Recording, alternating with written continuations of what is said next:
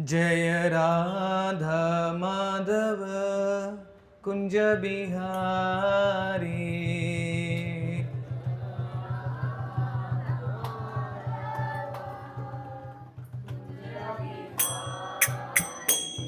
जय राधा माधव कुंज बिहारी।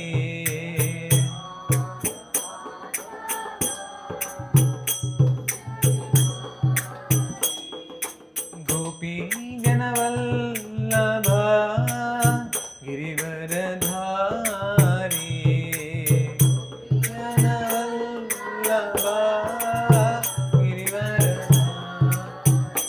जय गोपी जनवल्लभ गिरिवरधारी।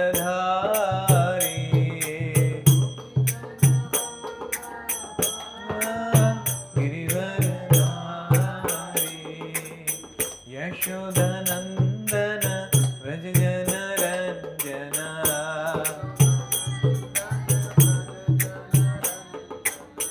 यशोदनन्दन व्रज जनरञ्जन।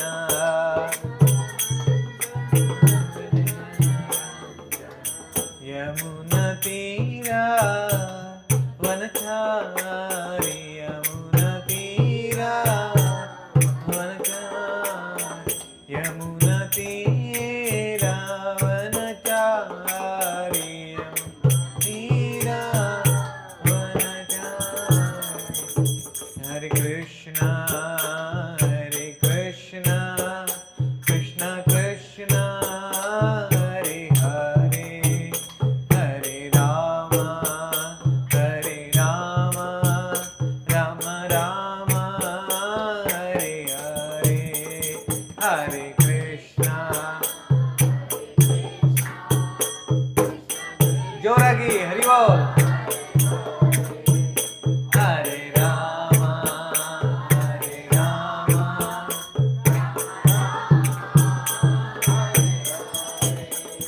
हरे कृष्णा कृष्ण कृष्ण हरे हरे, हरे राम राम राम हरे हरे, हरे कृष्ण।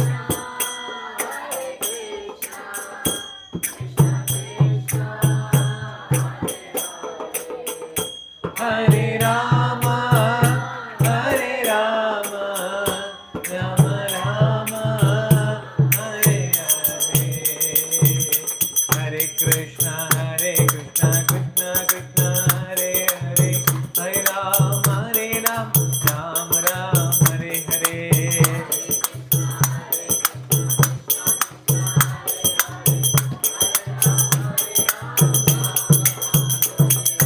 हरे कृष्ण कृष्ण कृष्ण हरे हरे, हरे राम राम हरे हरे।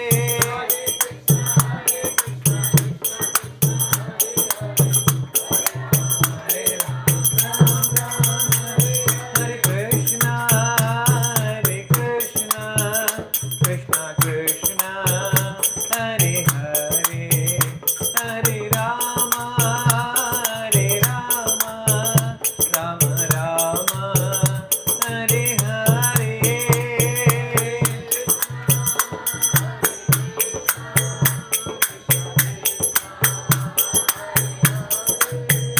हरे राम राम राम हरे हरे। जय प्रभुपदा प्रभुपदा जय प्रभुपदा।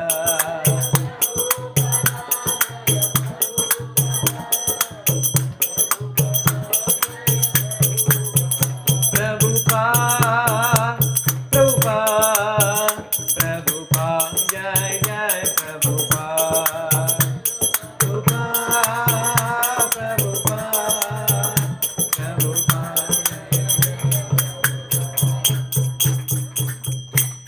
श्री हरिनाम संकीर्तन यज्ञ की। ओम अज्ञानतिमिरन्धस्य ಜ್ಞಾನಾಂಜನಶಲಾಕಯ ಚಕ್ಷುರುನ್ಮೀಲಿತಂ ಯೇನ ತಸ್ಮೈ ಶ್ರೀ ಗುರವೇ ನಮಃ. ನಮೋ ಓಂ ಎಲ್ಲ ಜೊತೆಗೆ ಹಾಡೋಣ. ನಮೋ ಓಂ ವಿಷ್ಣುಪಾದಾಯ ಕೃಷ್ಣಪ್ರೇಷ್ಠಾಯ ಭೂತಲೆ ಶ್ರೀಮತೆ ಭಕ್ತಿವೇದಾಂತ ಸ್ವಾಮಿನ್ನಿತಿ ನಾಮಿನೇ. ನಮಸ್ತೆ ಸಾರಸ್ವತೆ ದೇವೆ ಗೌರವಾಣಿ ಪ್ರಚಾರಿಣೆ ನಿರ್ವಿಶೇಷ ಶೂನ್ಯವಾದಿ ಪಾಶ್ಚಾತ್ಯ ದೇಶತಾರಿಣೆ. ನಮೋ ಮಹಾವದನ್ಯಾಯ ಕೃಷ್ಣ ಪ್ರೇಮ ಪ್ರದಾಯತೆ ಕೃಷ್ಣಾಯ ಕೃಷ್ಣ ಚೈತನ್ಯ ನಾಮಿನೇ ಗೌರತ್ವಿಷೇ ನಮಃ. ಹೇ ಕೃಷ್ಣ ಕರುಣಾ ಸಿಂಧು ದೀನಬಂಧೋ ಜಗತ್ಪತೆ ಗೋಪೇಶ ಗೋಪಿಕಾ ಕಾಂತ ರಾಧಾಕಾಂತ ನಮೋಸ್ತುತೆ. ತಪ್ತ ಕಾಂಚನ ಗೌರಾಂಗಿ ರಾಧೆ ವೃಂದಾವನೇಶ್ವರಿ ವೃಷಭಾನುಸುತೆ ದೇವಿ ಪ್ರಣಮಾಮಿ ಹರಿಪ್ರಿಯೆ. ವಾಂಛಾ ಕಲ್ಪತರುಭ್ಯಶ್ಚ ಕೃಪಾ ಸಿಂಧುಭ್ಯ ಏವ ಚ ಪತಿತಾನಾಂ ಪಾವನೇಭ್ಯೋ ವೈಷ್ಣವೇಭ್ಯೋ ನಮೋ ನಮಃ.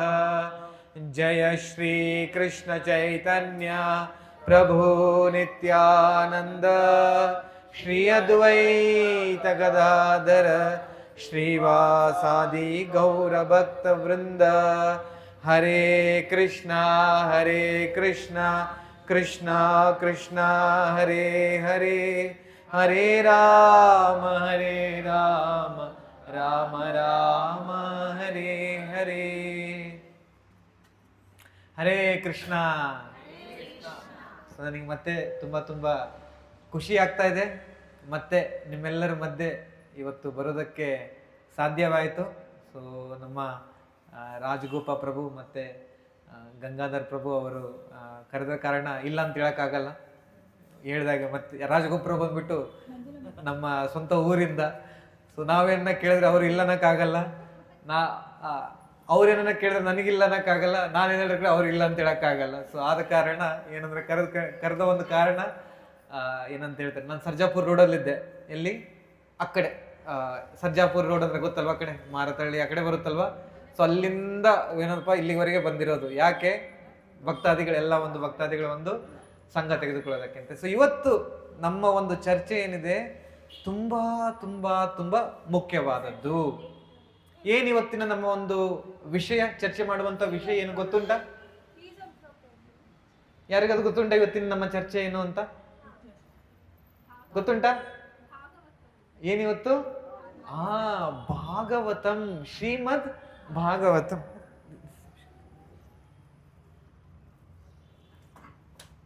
ಶ್ರೀಮದ್ ಭಾಗವತಂ. ಸೊ ಭಾಗವತಂನ ಒಂದು ಗುಣಗಳು ಏನು, ಭಾಗವತಂನ ಒಂದು ಪ್ರಾಮುಖ್ಯತೆ ಏನು, ಭಾಗವತಮಲ್ಲಿ ಏನಿದೆ, ಯಾಕೆ ನಮ್ಮ ಒಂದು ಹತ್ತಿರ ಭಾಗವತಂ ಇರಬೇಕು. First canto something is there, at least ಒಂದು book it is there, it would be nice. First canto. So ಈ ಶ್ರೀಮದ್ ಭಾಗವತಂ ಯಾರೆಲ್ಲ ನೋಡಿದಿರಾ? ಶ್ರೀಮದ್ ಭಾಗವತಂ ಪುಸ್ತಕ ಯಾರೆಲ್ಲ ನೋಡಿದಿರಾ? ಇದೆಲ್ಲ ಅಂತ ಕೇಳ್ತಾ ಇಲ್ಲ, ನೋಡಿದಿರಾ ಅಂತ ಕೇಳ್ತಾ ಇದ್ದೀನಿ. ಫಸ್ಟ್ ಕ್ಯಾಂಟು. ಒಟ್ಟು ಎಷ್ಟು ಸ್ಕಂದಗಳಿದೆ ಭಾಗವತಮಲ್ಲಿ? ಎಷ್ಟು ಸ್ಕಂದಗಳಿದೆ? ಎಷ್ಟು ಕ್ಯಾಂಟೋಸ್ ಇದೆ? 12 ಕ್ಯಾಂಟೋಸ್ ಇದೆ. ಎಷ್ಟು ವಾಲ್ಯೂಮ್ಸ್ ಇದೆ? 18 ವಾಲ್ಯೂಮ್. ಪುಸ್ತಕಗಳು ಬಂದ್ಬಿಟ್ಟು ಎಷ್ಟಿದೆ? 18. ಭಕ್ತಾದಿಗಳು ಎಷ್ಟು ಸ್ಕಂದ ಇರೋದಂತ ತಿಳ್ಕೊಳ್ಳೋದ್ರ ಬದಲು ಎಷ್ಟು ಪುಸ್ತಕಗಳಿದೆ ಇದ್ರೊಳಗಡೆ ಅಂತ ತಿಳ್ಕೊಂಡಿದ್ದೀರ ಅನ್ಸುತ್ತೆ. ಸೊ ಎಷ್ಟು ಸ್ಕಂದ ಇದೆ? 12 ಸ್ಕಂದ ಇದೆ ನಮ್ಮ. ಎಷ್ಟು ವಾಲ್ಯೂಮ್ಸ್ ಇದೆ ಅಂದರೆ ಅದರಲ್ಲಿ 18 ವಾಲ್ಯೂಮ್ಸ್ ಇದೆ ನಮ್ಮ. ಸೊ ಈ ಒಂದು ವೈಷ್ಣವರು, ನಾವೆಲ್ಲರೂ ಕೂಡ ವೈಷ್ಣವರು ಅಂದರೆ ಏನು? ವೈಷ್ಣವರು ಅಂದರೆ ಯಾರು ವಿಷ್ಣುವಿನ ಒಂದು ಆರಾಧನೆ ಮಾಡ್ತಾರೆ ಅವರನ್ನು ನಾವೇನಂತ ಕರಿತೇವೆ? ವೈಷ್ಣವರು ಅಂತ ಕರಿತೇವೆ. ಸೊ ವೈಷ್ಣವರಾಗಿ ವೈಷ್ಣವರ ಒಂದು ಆಸ್ತಿ, ವೈಷ್ಣವರ ಒಂದು ಧನ, ವೈಷ್ಣವರ ಒಂದು ನಿಜವಾದ ಒಂದು ವಸ್ತು ನಮ್ಮಲ್ಲಿ ಇರಬೇಕಾದದ್ದು ಏನಪ್ಪಾ ಅಂತಂದ್ರೆ ಏನದು? ಶ್ರೀಮದ್ ಭಾಗವತಂ. ಏನದು? ಶ್ರೀಮದ್ ಭಾಗವತಂ. ಯಾಕೆ ಅಂತಂದ್ರೆ ಭಾಗವತಮಲ್ಲಿ ನೋಡಿ, ನಾವು ನೋಡ್ತೇವೆ ಎಲ್ಲ ಒಂದು ಪುಸ್ತಕಗಳಲ್ಲಿ ಏನಾದರೂ ಒಂದು ಗುಣಗಾನ ಮಾಡಬೇಕು ಅಥವಾ ಪ್ರಾಮುಖ್ಯತೆ ಹೇಳಬೇಕು ಅಂತಂದ್ರೆ ಆ ಪುಸ್ತಕಗಳು ತಮ್ಮ ಒಂದು ಹೊಗಳಿಕೆ ಬಗ್ಗೆ ತಾವೇ ಹೇಳ್ಕೊಳ್ತವೆ ಅಲ್ವಾ. ಈಗ ನಾನು ಈ ಒಂದು ಪುಸ್ತಕವನ್ನು ನಾನು ಎಲ್ಲಾದ್ರೂ ಹೊರಗಡೆ ತೆಗೆದುಕೊಂಡಂದ್ರೆ ಆ ಪುಸ್ತಕದಲ್ಲಿ ನಮಗೆ ಗೊತ್ತಾಗುತ್ತೆ, ಆ ಪುಸ್ತಕ ಓದೋದ್ರಿಂದ ನನಗೇನು ಗೊತ್ತಾಗುತ್ತಂತ. ಆದ್ರೆ ಯಾವತ್ತೂ ಕೂಡ ಒಬ್ಬ ವ್ಯಕ್ತಿ ಪುಸ್ತಕ ಬರಿಬೇಕಾದ್ರೆ ಆ ಪುಸ್ತಕ ಓದು ಚೆನ್ನಾಗಿದೆ, ಈ ಪುಸ್ತಕದ ಒಂದು ಸಾರ ಆ ಪುಸ್ತಕದಲ್ಲಿದೆ ಓದು ಅಂತ ಯಾವತ್ತಾದ್ರೂ ನೋಡಿದ್ರೆ? ಆ ರೀತಿಯಾಗಿ ಯಾವತ್ತಾದ್ರೂ ನೋಡಿದ್ರೆ ಎಲ್ಲಾದ್ರೂ? ಈ ಪುಸ್ತಕದಲ್ಲಿ ಏನಿಲ್ಲ, ಆ ಪುಸ್ತಕ ಓದಿದ್ರೆ ಸಾಕು ಅಂತ ಯಾವತ್ತಾದ್ರೂ ಈ ಪುಸ್ತಕದ ಬಗ್ಗೆ, ಈ ಪುಸ್ತಕದಲ್ಲಿ ಆ ಪುಸ್ತಕದ ಬಗ್ಗೆ ಹೇಳಿದ್ರೆಲ್ಲಾದ್ರೂ ನೋಡಿದೀವ? ಇಲ್ಲ. ಆದ್ರೆ ನಮ್ಮ ಒಂದು ಶಾಸ್ತ್ರಗಳೇನಿದೆ, ಒಟ್ಟು ಎಷ್ಟು ಪುರಾಣಗಳಿದೆ? ಎಷ್ಟು ಪುರಾಣಗಳಿದೆ? 18 12? 18 18 ಪುರಾಣಗಳಿದೆ ಅಲ್ವಾ. 18 ಪುರಾಣಗಳಲ್ಲಿ ನಾವು ನೋಡೋದೇನಪ್ಪಾ ಅಂತಂದ್ರೆ ಎಲ್ಲಾ ಒಂದು ಪುರಾಣಗಳು ಅದರ ಒಳಗಡೆ ಇರೋ ಒಂದು ಶ್ಲೋಕಗಳು ಯಾರ ಬಗ್ಗೆ ಹೇಳ್ತಾ ಇದೆ ಅಂತಂದ್ರೆ ಶ್ರೀಮದ್ ಭಾಗವತಂ ಬಗ್ಗೆ. ಶ್ರೀಮದ್ ಭಾಗವತಂ ಅಂತ. ಸೊ ಈಗ ನಾವು ಕೆಲವೊಂದು ಸ್ಕಂದ ಪುರಾಣ, ಯಾವ್ದೆಲ್ಲ ಪುರಾಣ ಹೆಸರು ಗೊತ್ತು ಹಂಗೆ ಹೇಳಿ ನೋಡೋಣ. ಬ್ರಹ್ಮ ಪುರಾಣ, ಬ್ರಹ್ಮ ವೈವರ್ತ ಪುರಾಣ, ಶಿವ ಪುರಾಣ, ಸ್ಕಂದ ಪುರಾಣ, ಅದು ಇಲ್ಲಿದೆ, ಅದೀಗ ನಮ್ಮ ಮುಂದೆ ಇದೆ. ನಾರದೀಯ ಪುರಾಣ, ಶಿವ ಪುರಾಣ, ಮಾರ್ಕಂಡೇಯ ಪುರಾಣ. ಅಂದ್ರೆ 18 ಪುರಾಣಗಳಿಂದ ಇದು ಮುಖ್ಯ ಪುರಾಣಗಳನ್ನ ಮಾತು. ಅಂದ್ರೆ ಉಪ ಪುರಾಣಗಳು ಕೂಡ ಇದೆ. ಸೊ ಇದೆಲ್ಲ ಏನಿದೆ, ಮಾರ್ಕಂಡೇಯ ಪುರಾಣ ಏನು ಅದೆಲ್ಲ ಇದೆ, ಅದೆಲ್ಲ ಉಪ ಪುರಾಣಗಳಲ್ಲಿ ಬರುತ್ತೆ. ಆದ್ರೆ ಮುಖ್ಯ ಪುರಾಣಗಳು ಬಂದ್ಬಿಟ್ಟು 18ರಲ್ಲಿ ಸ್ಕಂದ ಪುರಾಣ, ಗರುಡ ಪುರಾಣ, ಬ್ರಹ್ಮ ವೈವರ್ತ ಪುರಾಣ, ಪದ್ಮ ಪುರಾಣ, ಅತಿ ದೊಡ್ಡವಾದ ಒಂದು ಪುರಾಣ ಪದ್ಮ ಪುರಾಣ, ಶಿವ ಪುರಾಣ, ಇವೆಲ್ಲ ಇದು ಏನು ನಮ್ಮ 18 ಪುರಾಣ. ನಾವು ನೋಡ್ತೇವೆ ಈ 18 ಪುರಾಣಗಳಲ್ಲಿ ಶ್ರೀಮದ್ ಭಾಗವತನ ಒಂದು ಹೊಗಳಿಕೆ ಶ್ಲೋಕಗಳಿದೆ. ಯಾವ್ದೆಲ್ಲ ಶ್ಲೋಕ ಏನ್ ಹೇಳ್ತಾ ಇದೆ ಅಂತ ಕೆಲವು ಶ್ಲೋಕಗಳನ್ನ ನಾವು ಚರ್ಚೆ ಮಾಡೋಣ, ಸರಿನಾ? ನಾನು ಶ್ಲೋಕ ಹೇಳ್ತೀನಿ, ನೀವು ಉಚ್ಚಾರಣೆ ಮಾಡಿ ಅದ್ರ ಬಗ್ಗೆ ನೋಡೋಣ. ಅದಾದ್ಮೇಲೆ ನಾವು ನೋಡೋಣ ಭಾಗವತಮಲ್ಲಿ ಭಾಗವತಂ ಬಗ್ಗೆ ಏನ್ ಹೇಳಲಾಗಿದೆ ಅನ್ನೋ ಒಂದು ಕೆಲವೊಂದು ಶ್ಲೋಕಗಳನ್ನ ಕೂಡ ನಾವು ನೋಡೋಣ ಅಂತ. ಅದಾದ್ಮೇಲೆ ನಮ್ಮ ಒಂದು ಆಚಾರ್ಯರೇನಿದ್ದಾರೆ ಅವರು ಈ ಒಂದು ಭಾಗವತಂ ಪುರಾಣ ಯಾಕೆ ಮುಖ್ಯವಾದದ್ದು, ಯಾಕೆ ಅದನ್ನ ನಾವು ಓದಬೇಕು, ಏನಿದೆ ಆ ಒಂದು ಪುರಾಣದಲ್ಲಿ, ನಮ್ಮ ಎಲ್ಲಾ ಒಂದು ಆಚಾರ್ಯರು ನೋಡಿ, ಶ್ರೀಲ ಪ್ರಭುಪಾದರು, ಭಕ್ತಿ ಸಿದ್ಧಾಂತ ಸರಸ್ವತಿ ಠಾಕೂರ್ ಅವರು, ಮತ್ತೆ ಮಧ್ಯದಲ್ಲಿ ಯಾರಿರೋದು ಗೌರ್ ಕಿಶೋರ್ ದಾಸ್ ಬಾಬಾಜಿ ಮಹಾರಾಜ್, ಮತ್ತೆ ಆ ಕಡೆ ಬಂದ್ಬಿಟ್ಟು ಭಕ್ತಿ ವಿನೋದ್ ಠಾಕೂರ್, ಮತ್ತೆ ಆ ಕಡೆ ಬಂದ್ಬಿಟ್ಟು ಜಗನ್ನಾಥ್ ದಾಸ್ ಬಾಬಾಜಿ ಮಹಾರಾಜ್, ಇವರೆಲ್ಲರೂ ಇದ್ದಾರೆ. ಮತ್ತೆ ನಾವು ನೋಡಬಹುದು ಷಡ್ಗೋ ಸ್ವಾಮಿಗಳು ಕೂಡ ಬರ್ತಾರೆ. ಅದಾದ ನಂತರ ಚೈತನ್ಯ ಮಹಾಪ್ರಭುಗಳು, ನಿತ್ಯಾನಂದ ಪ್ರಭುಗಳು, ನರೋತ್ತಮ ದಾಸ್ ಠಾಕೂರ್, ವಿಶ್ವನಾಥ್ ಚಕ್ರವರ್ತಿ ಠಾಕೂರ್ ಅವರು, ಶ್ರೀನಿವಾಸ್, ಈ ಎಲ್ಲಾ ಒಂದು ಆಚಾರ್ಯರ ಕೆಲವೊಂದು ಜೀವನದ ಒಂದು ಚರಿತ್ರೆಗಳನ್ನು ನೋಡೋಣ. ಯಾವ ರೀತಿಯಾಗಿ ಅವರು ಈ ಒಂದು ಭಾಗವತಂ ಪುರಾಣಕ್ಕೆ ಪ್ರಾಮುಖ್ಯತೆಯನ್ನು ಕೊಟ್ಟರು ಅನ್ನೋ ಒಂದು ವಿಚಾರವನ್ನು ಕೂಡ ಇವತ್ತು ನಾವು ನೋಡೋಣ ಅಂತ. ಅದಾದ ನಂತರ 4ನೇದು ಕೊನೆಯದಾಗಿ ನಾವು ಏನ್ ತಿಳಿಯೋಣ ಅಂತಂದ್ರೆ, ಯಾವ ರೀತಿಯಾಗಿ ಇವತ್ತಿನ ಒಂದು ದಿನಗಳಲ್ಲಿ ಜನರು ಈ ಒಂದು ಪುರಾಣವನ್ನ ಓದಿ ಮಾರ್ಪಾಡನ್ನ ಕಾಣ್ಲಾಗ್ತಾ ಇದೆ. ನಮ್ಮ ಒಂದು ಸುತ್ತಮುತ್ತ ಏನ್ ನಾವು ನೋಡ್ತಾ ಇದ್ದೇವೆ, ಹೇಗಿದ್ದೆ ಯೂಶಲಿ ಆಟೋ ಹಿಂದಕ್ಕೆ ಗಾಡಿ ಓಡಿಸ್ಕೊಂಡು ಆಟೋ ಹಿಂದಕ್ಕೆ ನೋಡ್ತಾ ಇರ್ಬೇಕಾದ್ರೆ ಈ ಕಡೆ ಒಂದು ಫೋಟೋ, ಈ ಕಡೆ ಒಂದು ಫೋಟೋ ಇರುತ್ತೆ, ಈ ಕಡೆ ತಲೆಯಲ್ಲಿ ಕೂದಲನೇ ಇರಲ್ಲ. ಆಮೇಲೆ ಹೇಗಿದ್ದೆ, ಈ ಆಯಿಂಟ್ಮೆಂಟ್ ಅಥವಾ ಈ ಏನಂತ ಹೇಳ್ತಾರೆ ಕ್ರೀಮ್ ತಲೆಗೆ ಹಚ್ಕೊಂಡು ಏನಾಯ್ತು ಅಂತ ಹೇಳ್ತಾರೆ, ಹೇಗಾದೆ ಅಂತ ಹೇಳ್ತಾರೆ. ಅದು ಕೇವಲ ದೈಹಿಕವಾದದ್ದು. ಏನೋ ಕೂದಲಿಲ್ಲದ್ರೆ ಕೂದಲು ಬರೋದು, ಅಥವಾ ಏನಂತ ಹೇಳ್ತಾರೆ ಏನಾದ್ರೂ ರೋಗ ಇದ್ರೆ ರೋಗ ಹೋಯ್ತು, ಅದು ಹೇಗಿದ್ದೆ ಹೇಗಾದೆ. ಆದ್ರೆ ಇವತ್ತು ನಾವು ನೋಡೋಣ, ಈ ಒಂದು ಭಾಗವತಂನ ಓದಿ ಹೇಗಿದ್ದೆ ಹೇಗಾದೆ ಅನ್ನೋ ಒಂದು ಕಥೆಗಳನ್ನ ಕೂಡ ನಾವು ನೋಡೋಣ ಅಂತ. ಸೊ ಒಟ್ಟು 4 ಗಮನವಿಟ್ಟು ಕೇಳ್ಕೊಂಡ್ರೆ ಇವೆಲ್ಲ ಇರುತ್ತೆ, ಇಲ್ಲಂದ್ರಗಿನ ನಮ್ ಕಡೆ ಹೇಳ್ತೇವೆ ಶಿವಾಯ ನಮಃ ಅಂತ ಹೇಳ್ಬಿಡ್ತೇವೆ, ಅಂದ್ರೆ ಮರ್ತೋಗ್ಬಿಡ್ತೇವೆ ಅಂತ ಹೇಳ್ಬಿಡ್ತೇವೆ. ಸರಿನಾ? ಕ್ವಿಜ್ ಇದೆ, ನಾವು ಪ್ರಶ್ನೆ ಕೇಳ್ತೇನಂತೆ, ಯಾರಾದ್ರೂ ಹೇಳಿದ್ರೆ ಏನಾದ್ರು ಪ್ರಸಾದ ಏನಾದಿದ್ರೆ ಕೊಡುವ ಅಂತ. ಸೊ ಮೊದಲನೇದಾಗಿ ನೋಡೋಣ ನಮ್ಮ ಒಂದು ಪುರಾಣಗಳಲ್ಲಿ ಭಾಗವತಂ ಬಗ್ಗೆ ಏನ್ ಹೇಳಲಾಗಿದೆ ಅಂತ. ಒಂದು ಶ್ಲೋಕವನ್ನು ಉಚ್ಚಾರಣೆ, ದಯವಿಟ್ಟು ಶ್ಲೋಕ ಹೇಳಿ. ಭಾತಿ ಸರ್ವೇಷು ವೇದೇಶು ಭಾತಿ ಸರ್ವೇಷು ವೇದೇಶು. ಮೊದಲನೇ ಅಕ್ಷರ ಏನಿದ್ರಲ್ಲಿ? ಭಾ. ಸರಿನಾ? ನೆಕ್ಸ್ಟ್ 7ನೇ ಲೈನು. ಗತಿ ಸರ್ವೇಷಾಂ ಜಂತುನಾಂ. ಗತಿ ಸರ್ವೇಷಾಂ ಜಂತುನಾಂ. 2ನೇ ಲೈನಲ್ಲಿ ಮೊದಲನೇ ಅಕ್ಷರ ಏನಿದ್ರಲ್ಲಿ? ಘ. 3ನೇ ಲೈನ್ ಹೇಳಿ. ವರಂ ಸರ್ವೇಷು ಪುರಾಣೇಷು. ವರಂ ಸರ್ವೇಷು ಪುರಾಣೇಷು. ಏನಿದೆ ಇದರ ಶಬ್ದ? ವ. ತರನ್ ಸರ್ವ ಪಾಪಮಾನಂ. ತರನ್ ಸರ್ವ ಪಾಪ್ಮಾನಂ. ಏನಿದೆ ಶಬ್ದ ಇದರಲ್ಲಿ? ಮೊದಲನೇ ಅಕ್ಷರ, 2ನೇದು, 3ನೇದು, 4ನೇದು ಏನಾಯ್ತು? ಭಾಗವತ ಆಯ್ತು ಅಲ್ವಾ? ಇದು ಎಲ್ಲಿ ಬರುತ್ತೆ? ಪದ್ಮ ಪುರಾಣದಲ್ಲಿ ಹೇಳಲಾಗಿದೆ ಈ ಶ್ಲೋಕ. ಎಲ್ಲಿ ಹೇಳಲಾಗಿದೆ? ಪದ್ಮ ಪುರಾಣದಲ್ಲಿ. ಏನಿದೆ ನೋಡಿ ಅರ್ಥ? ಭಾತಿ ಸರ್ವೇಷು ವೇದೇಶು. ಭಾತಿ, ಭಾ ಅಂದ್ರೆ ಭಾಸ್ಕರ. ಭಾಸ್ಕರ ಅಂದ್ರೆ ಏನು? ಸೂರ್ಯ. ಅಂದ್ರೆ ಬೆಳಕು ಹೊರಚಿಮ್ಮುತ್ತೆ ಆ ಒಂದು ಸೂರ್ಯನಿಂದ. ಅದೇ ರೀತಿಯಾಗಿ ಈ ಒಂದು ಭಾಗವತ ಏನಿದೆ, ಇದರಿಂದ ಆ ಒಂದು ಸೂರ್ಯನ ಬೆಳಕು ಯಾವ ರೀತಿಯಾಗಿ ಇಡೀ ಒಂದು ಸೃಷ್ಟಿಗೆ ಬೆಳಕನ್ನು ಕೊಡುತ್ತೋ, ಅದೇ ರೀತಿಯಾಗಿ ಯಾರು ಈ ಒಂದು ಭಾಗವತನನ್ನ ಓದ್ತಾರೋ ಅವರ ಒಂದು ಜೀವನದಲ್ಲಿ ಏನು ಬರುತ್ತೆ? ಬೆಳಕು ಬರುತ್ತೆ. ಬೆಳಕು ಬರುತ್ತೆ. ಅದಕ್ಕೆ ನಾವು ಹೇಳ್ತೇವೆ ನಮ್ಮ ಒಂದು ಇದರಲ್ಲಿ ಏನಂತ ಹೇಳ್ತೇವೆ? ತಮಸೋಮ ಜ್ಯೋತಿರ್ಗಮಯ. ಸೊ ತಮಸ್ಸಿನಿಂದ ಎಲ್ಲಿಗೆ ಹೋಗ್ಬೇಕು ನಾವು? ಜ್ಯೋತಿರ್ಗಮ. ಆ ಒಂದು ಜ್ಯೋತಿಯ ಒಂದು ಕಿರಣಗಳಿಗೆ ಹೋಗ್ಬೇಕು. ಸೊ ಆ ಒಂದು ಜ್ಯೋತಿ ನಮ್ಮ ಒಂದು ಜೀವನದಲ್ಲಿ ಏನು ಕೊಡುತ್ತೆ ಅಂದ್ರೆ ಏನ್ ಕೊಡುತ್ತೆ? ಬೆಳಕು. ಆ ಒಂದು ಬೆಳಕು ಎಲ್ಲಿಂದ ಬರುತ್ತೆ? ಭಾಗವತಮಿಂದ ಬರುತ್ತೆ. ಅದಕ್ಕೆ ಹೇಳಿದೇನು? ಭಾತಿ ಸರ್ವೇಷು ವೇದೇಶು. ನೆಕ್ಸ್ಟ್, ಗತಿ ಸರ್ವೇಷಾಂ ಜಂತುನಾಂ. ಗತಿ. ಗತಿ ಅಂದ್ರೆ ಏನು? ಗತಿ ಅಂದ್ರೆ ಏನು?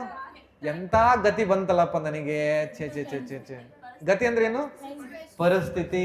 ಅಥವಾ ಗತಿ ಅಂದ್ರೆ ಗಮ್ಯ ಅಂತಲೂ ಕೂಡ ಹೇಳಲಾಗುತ್ತೆ. ಏನಂತ? ಗಮ್ಯ, ಗೋಲ್. గోల్ ఇక్కడి నుంచి అక్కడికి వెళ్ళాలి. తెలుగు బరుతా? తెలుగు వస్తుందా? ఎవరికెల్లా తెలుగు వస్తుంది?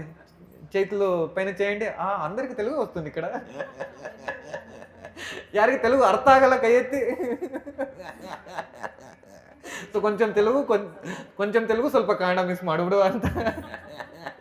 లాస్ట్ టైం ప్రభుగారు ಹೇಳಿದ್ರು ಏನಂತಂದ್ರೆ, ఇక్కడ చాలా మందికి తెలుగు వస్తుంది ప్రభుజీ అని చెప్పినారు. అందుకని కొంచెం ఏంటంటే రెండు బాగుంటుంది. ఎందుకంటే ನಮ್ಮ ಒಂದು ಲ್ಯಾಂಗ್ವೇಜ್ ಅಂದ್ರೆ ಈ ಒಂದು ಕನ್ನಡ ತೆಲುಗು ಒಳಗಡೆ ಏನು ರಸ ಸಿಗುತ್ತಲ್ಲ, ದಯವಿಟ್ಟು 13 ವರ್ಷ ಇಸ್ಕಾನಲ್ಲಿ ಇದ್ದುಕೊಂಡು ಹೇಳ್ತಾ ಇದ್ದೀನಿ. ಏನು ಅಂತಂತಂದ್ರೆ ಇಂಗ್ಲೀಷಲ್ಲಿ ಈ ರಸ ಬರಲ್ಲ ಹೇಳ್ಬೇಕು ಅಂದ್ರೆ. ಈ ಇಂಗ್ಲೀಷಲ್ಲಿ ಈ ಒಂದು ಆಸ್ವಾದ್ಯ ಏನಿದೆ ಸಿಗಲ್ಲ. ಯಾರೆಲ್ಲ ಒಪ್ಕೊಳ್ತೀರ ಅಲ್ವಾ? ಸೊ ನಿಜಾನ ಮಾತು. ಸೊ ಗತಿ ಸರ್ವೇಶು ಜಂತೂನಾಂ, ಎಲ್ಲಾ ಒಂದು ಜಂತುಗಳು. ಜಂತು ಅಂದ್ರೆ ಯಾರು? ಪ್ರಾಣಿಗಳು ಅಲ್ಲ. ಪ್ರಾಣಿಗಳ ಜೊತೆ ಮನುಷ್ಯರನ್ನು ಕೂಡ ಏನಂತ ಹೇಳಲಾಗಿದೆ? ಜಂತುಗಳು ಅಂತ ಹೇಳಲಾಗಿದೆ. ನೋಡಿ, ಜಂತು ಅಂದ್ರೆ ಒಂದು ಪ್ರಾಣಿಯ ಮಾತು. ಸೊ ಒಬ್ಬ ಮನುಷ್ಯನು ಕೇವಲ ಅವನ ಒಂದು ಜೀವನವನ್ನ ಬರೀ 4 ಒಂದು ವಿಷಯಗಳಿಗೆ ಮಾತ್ರ ಸೀಮಿತಿಸಿಕೊಂಡ್ರೆ, ಏನದು?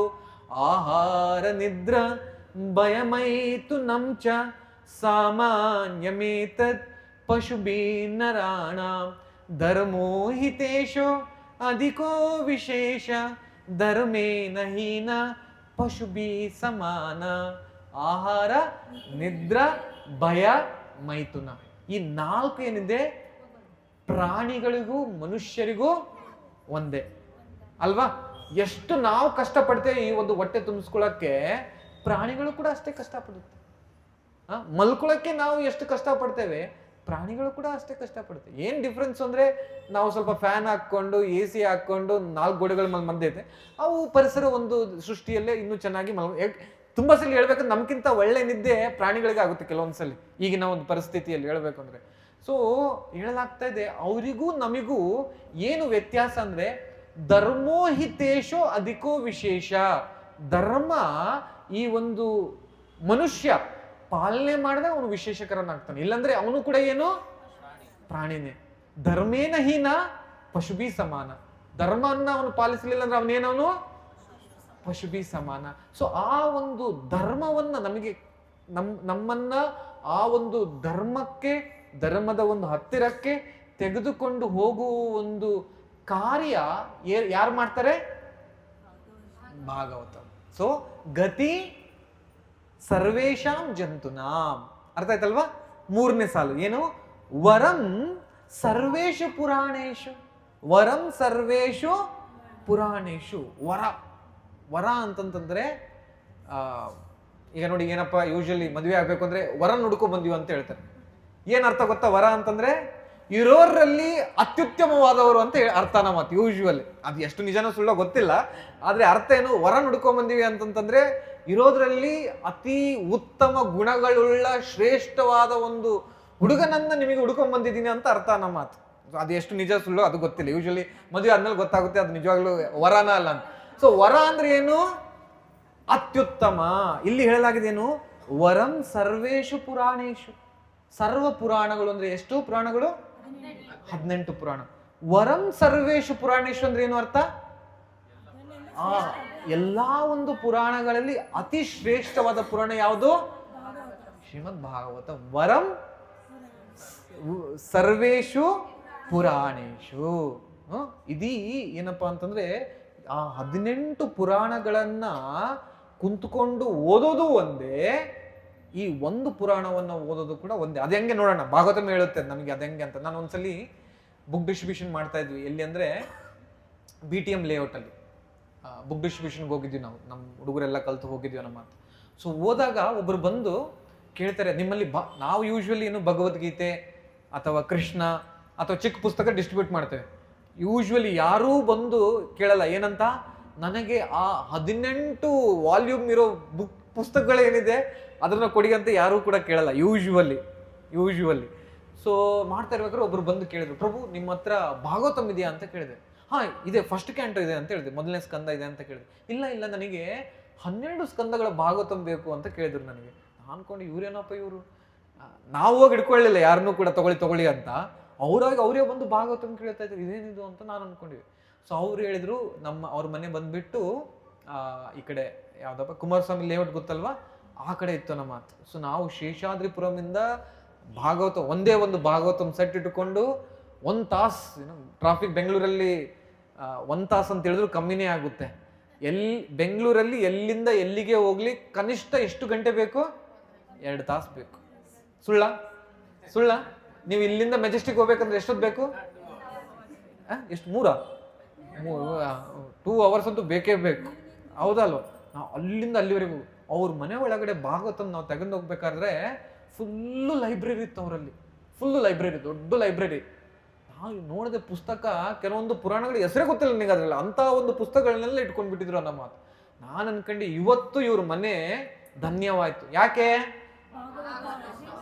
ಭಾಗವತಂ ಬಂದ್ಬಿಟ್ಟಿದೆ. ಈಗ ಇವೆಲ್ಲ ಓದೋ ಅವಶ್ಯಕತೆನೇ ಇಲ್ಲ.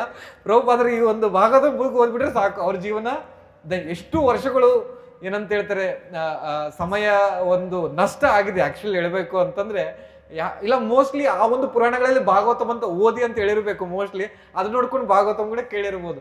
ಸೊ ಭಾಗವತಂ ತೊಡೋದ್ರೆ ಎಲ್ಲ ಎಷ್ಟು ಲೈಬ್ರರಿ ಪುಸ್ತಕ ಅಂದ್ರೆ ನನಗೆ ಆಶ್ಚರ್ಯ ಆಯ್ತು.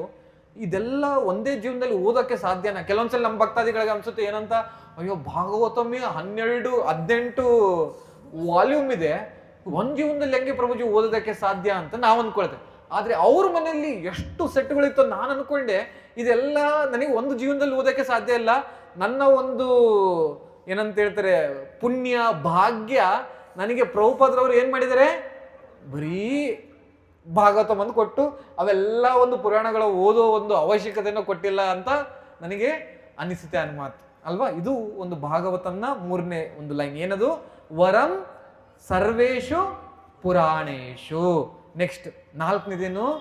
ತರನ್ ಸರ್ವ ಪಾಪ್ಮಾನಂ. ತರತಿ ಅಂತಂತಂದ್ರೆ ದಾಟ್ಸ್ಕೊಂಡು ಹೋಗೋದು. ತರತಿ ಅಂದ್ರೆ ಈ ಕಡೆಯಿಂದ ಆ ಕಡೆ ಹೋಗೋದು.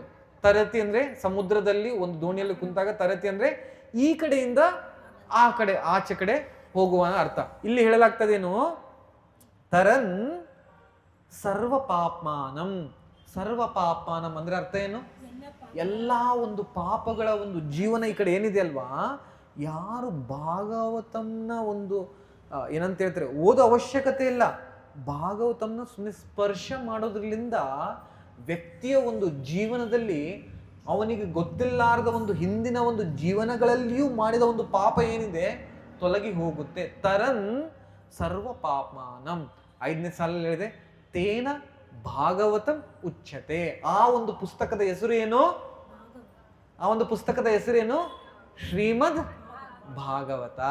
ಶ್ರೀಮದ್ ಭಾಗವತ. ಇದು ಒಂದೇ ಒಂದು ಶ್ಲೋಕ ಇಷ್ಟು ಒಂದು ಆಳವಾಗಿ ಭಾಗವತಂ ಬಗ್ಗೆ ಹೇಳಲಾಗ್ತಾ ಇದೆ. ನೋಡಿ, ಇನ್ನೂ ಒಂದು ಶ್ಲೋಕ ಹೇಳ್ತಾ ಇದೆ ಭಾಗವತಂ ಬಗ್ಗೆ. ಏನು ಅಂತಂದ್ರೆ, ಪದ್ಮ ಪುರಾಣದಲ್ಲಿ ಈ ಒಂದು ಶ್ಲೋಕ ಹೇಳಲಾಗಿದೆ.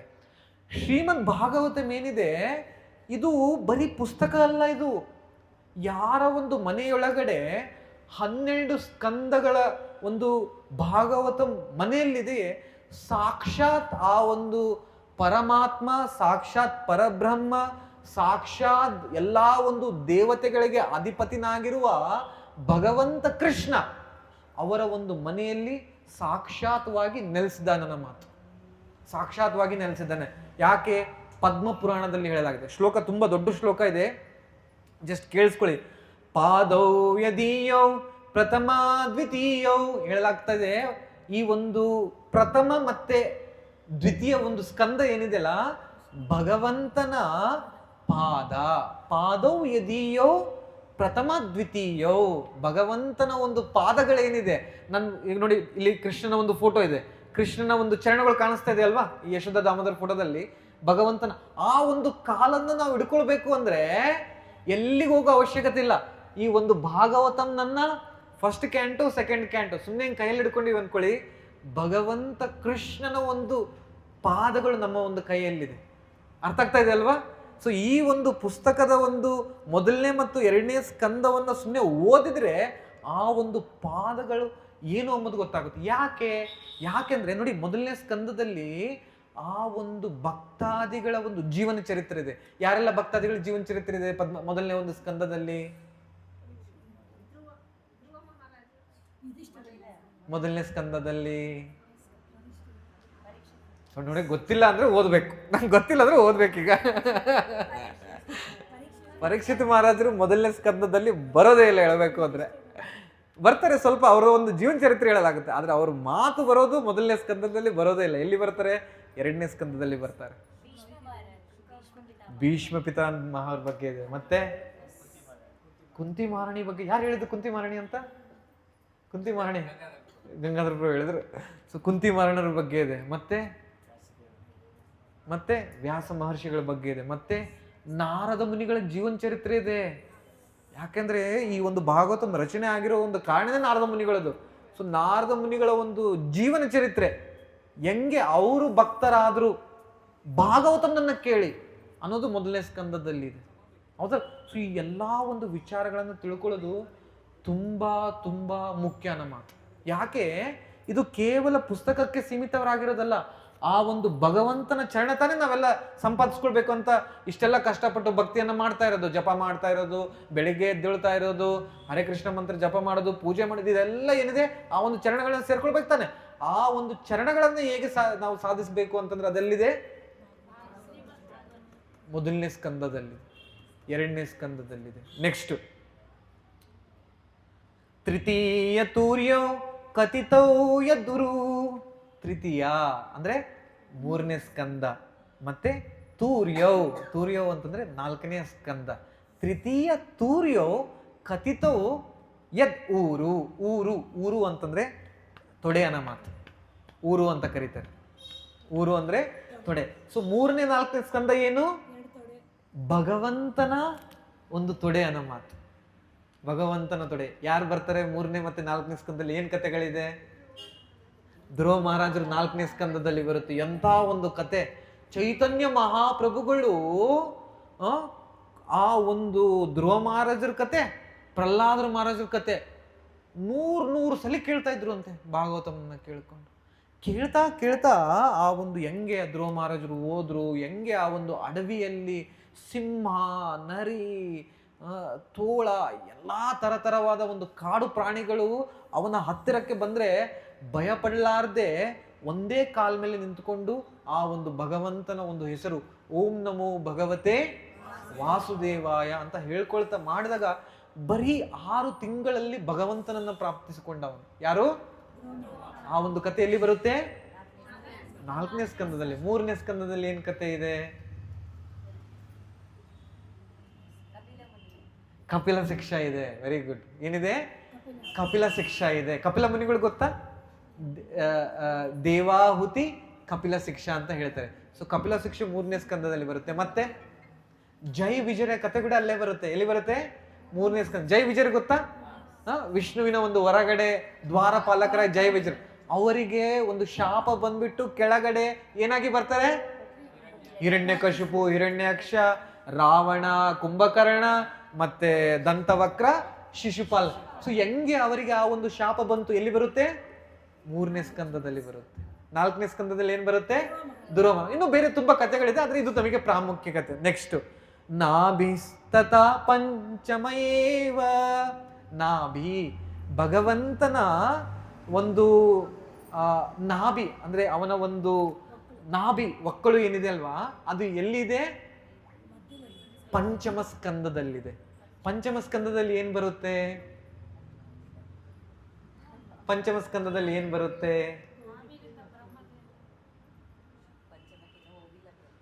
ಹೋಗ್ಬೇಕು, ಹಂಗಂದ್ರೆ ಹೋಗ್ಬೇಕು. ಏನಿದೆ ಪಂಚಮ ಸ್ಕಂದದಲ್ಲಿ ಏನಿದೆ ಅಂತಂದ್ರೆ ನೋಡಿ, ಒಂದ್ಸಲಿ ಸಾರಿ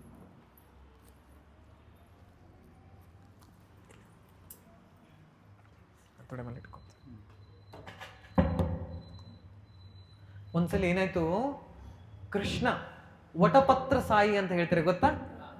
ಕೃಷ್ಣ ಆ ಒಂದು ಎಲೆ ಮೇಲೆ ಇರ್ಬೇಕಾದಾಗ ಒಬ್ಬನ ಅಂತ ನುಂಗ್ಕೊಂಡ್ಬಿಟ್ರು ಒಳಗಡೆ. ಯಾರನ್ನ? ಮಾರ್ಕಂಡೇಯನನ್ನ. ಮಾರ್ಕಂಡೇಯ ಅಲ್ವಾ? ಮಾರ್ಕಂಡೇಯನ ನುಂಗ್ಬಿಡ್ತಾನೆ. ಸೊ ನುಂಗಿದಾಗ ಹೊಟ್ಟೆ ಒಳಗೆ ಹೋದಾಗ ಮಾರ್ಕಂಡೇಯ ಏನ್ ನೋಡ್ತಾನೆ ಗೊತ್ತಾ? ಈ ಪರಿಪೂರ್ಣ ಸೃಷ್ಟಿ ಏನಿದೆ, ಎಷ್ಟು ಆ ಒಂದು ಅಲೆಗಳು, ಭಯಂಕರವಾದ ಒಂದು ಅಲೆಗಳು, ಬೆಂಕಿ, ಯಾವ ರೀತಿಯಾಗಿ ಪರಿಪೂರ್ಣ ಸೃಷ್ಟಿ ಒಂದು ನಿರ್ಮಿತವಾಗಿದೆ ಅನ್ನೋದನ್ನ ಆ ಒಂದು ಕೃಷ್ಣನ ಹೊಟ್ಟೆಯಲ್ಲಿ ಮಾರ್ಕಂಡೇಯ ಕಂಡನ ಮಾತು. ಸೊ ಆ ಒಂದು ಹೊಟ್ಟೆ ಏನಿದೆ, ಭಗವಂತನ ಒಂದು ಒಕ್ಕಳು ಏನಿದೆ, ಆ ಪಂಚಮ ಸ್ಕಂದದಲ್ಲಿ ಈ ಒಂದು ಪರಿಪೂರ್ಣ ಸೃಷ್ಟಿ ಯಾವ ರೀತಿಯಾಗಿ ನಿರ್ಮಾಣವಾಯಿತು ಅನ್ನೋದನ್ನ ಹೇಳಲಾಗಿದೆ. ಧ್ರುವಲೋಕ ಅಂತ ಕೇಳಿದ್ರ, ಇಂದ್ರಲೋಕ ಅಂತ ಕೇಳಿದ್ರ, ಬ್ರಹ್ಮಲೋಕ ಅಂತ ಕೇಳಿದ್ರ, ಸತ್ಯಲೋಕ ಅಂತ ಕೇಳಿದ್ರ, ಮತ್ತೆ ಏನು ಇಂದ್ರಲೋಕ, ಇವೆಲ್ಲ ಒಂದು ಲೋಕಗಳು ಏನಿದೆ. ಮೇರು ಪರ್ವತ ಅಂತ ಕೇಳಿದ್ರ, ಮೇರು ಪರ್ವತ ಅಂತ ಬರುತ್ತೆ.